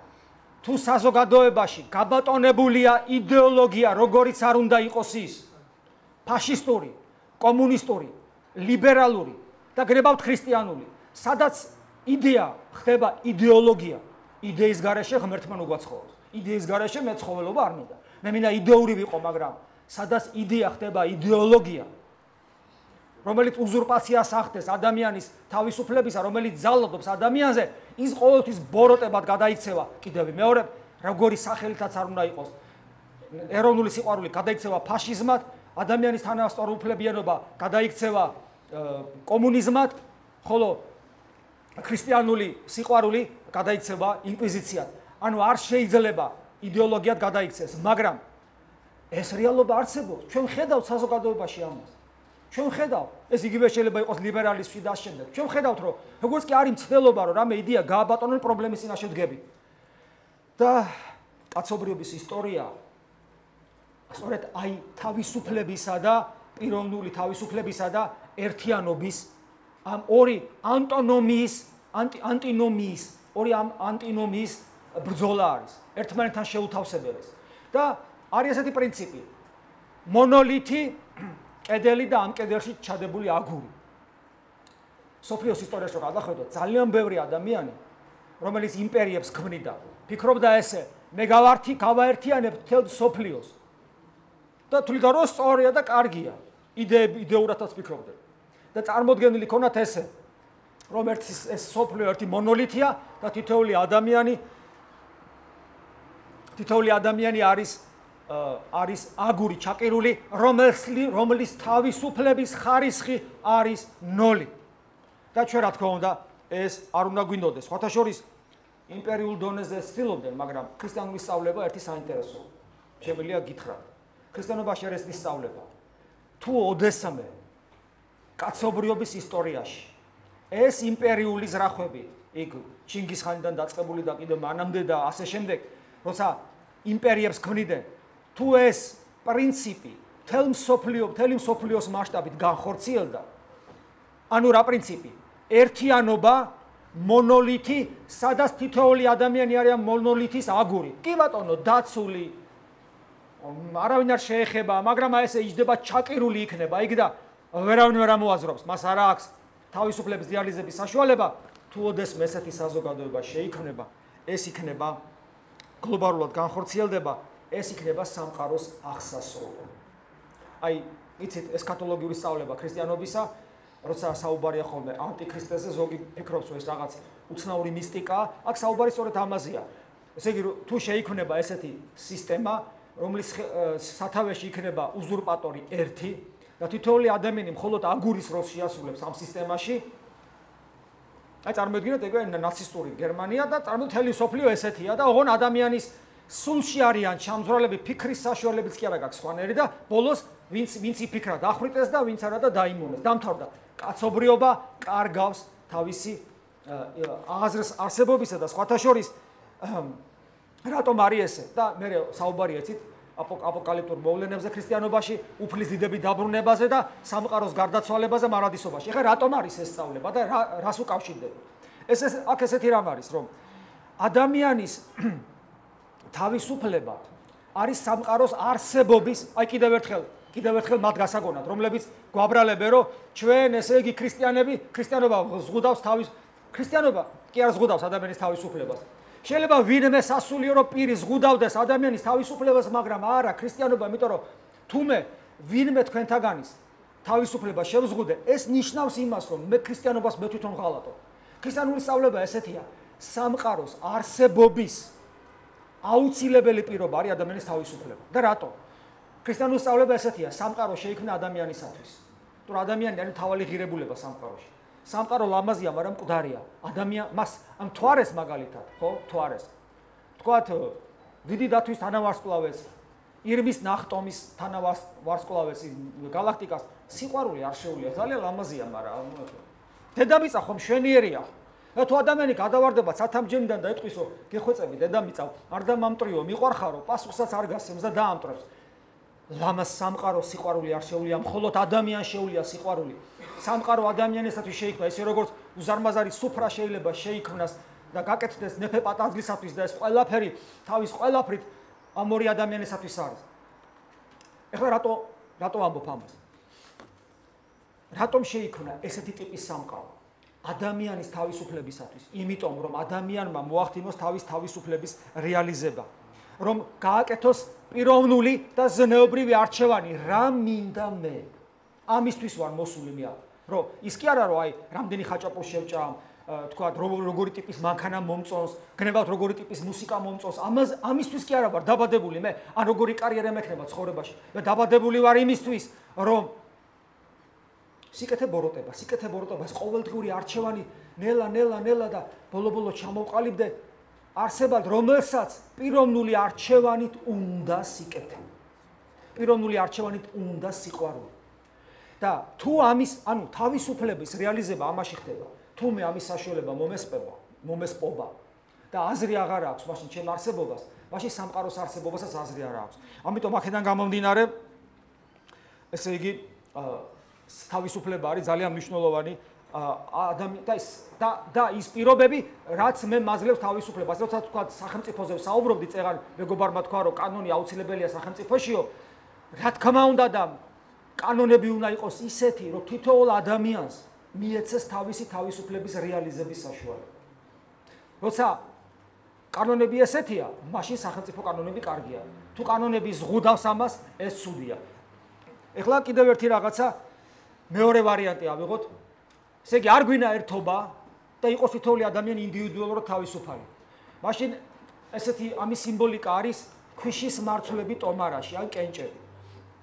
ეს ერთობა არის პირობითი, საკმარისია ტომარა გაიხეს, ყველა თაიპნება და მათ შორის ერთობა არ არის. საზოგადოება, რომელშიც არ არის ერთიანობა, ის ვერ იქნება ჩაითვლება ადამიანურ საზოგადოებად.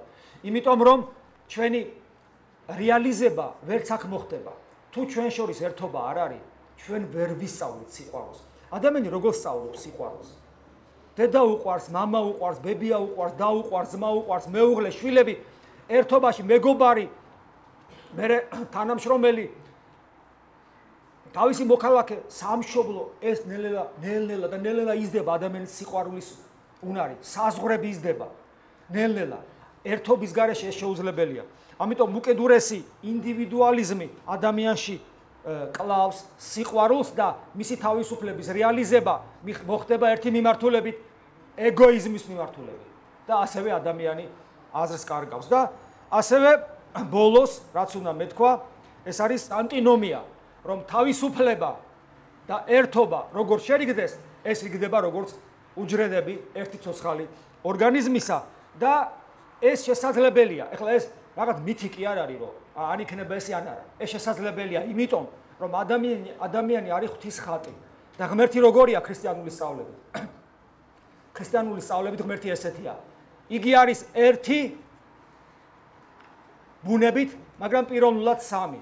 ანუ ის არის სამი თლიანობაში. და თლიანობა სამი პიროვნებით.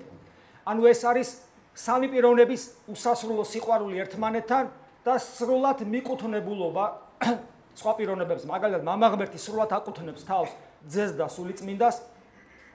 ძე ღმერთი როგორც პიროვნება სრულად აკუთვნებს თავს მამა ღმერთს და სულიწმინდა ღმერთს და სულიწმინდა ღმერთი სრულად აკუთვნებს თავს მამა ღმერთს და ძე ღმერთს. და ეს სრული თავგანწირვა საკუთარ თავს ბოლომდე მიაკუთვნებენ ერთმანეთს, ეს ქმნის მათ შორის სიყვარულს, ბედნიერებას. ამის რეალიზების ყველაზე ესეთი კლასიკური მაგალითი არის ქრისტიანული ოჯახი. ორი ადამიანი, მამაკაცი და მანდილოსანი, რომლებიც ერთმანეთს შეიყვარებენ, ქმნიან ოჯახს, შემდეგ შვილებიც უჩნდებათ და ნახეთ, მამა ცხოვრობს, ქმარი ცხოვრობს ცოლისთვის, მაგრამ ცოლი ცხოვრობს ქმრისთვის, ისინი ცხოვრობენ შვილისთვის და შვილი ცხოვრობს მათთვის.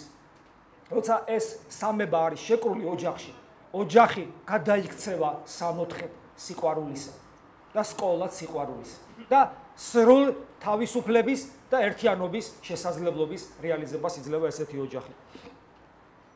რაც შეეხება მე ყველაფერ ამას, როცა ესე ვეხებოდი, ძალიან ხშირად ვახსენე ქრისტიანობა და ვთქვი, რომ არ შეიძლება მეთქი, რომ ქრისტიანობას დავაბრალოთ ის რითაც ჩვენ გვაკრიტიკებენ და მე მინდა ჩემი სიტყვები რო არ გითხრათ, წავიკითხო ნიკოლოზ ბერდიაევის სიტყვები, როგორც ამონარიც წაგიკითხავთ და ამით დავასრულებ და მე კითხვები თუ გექნებათ.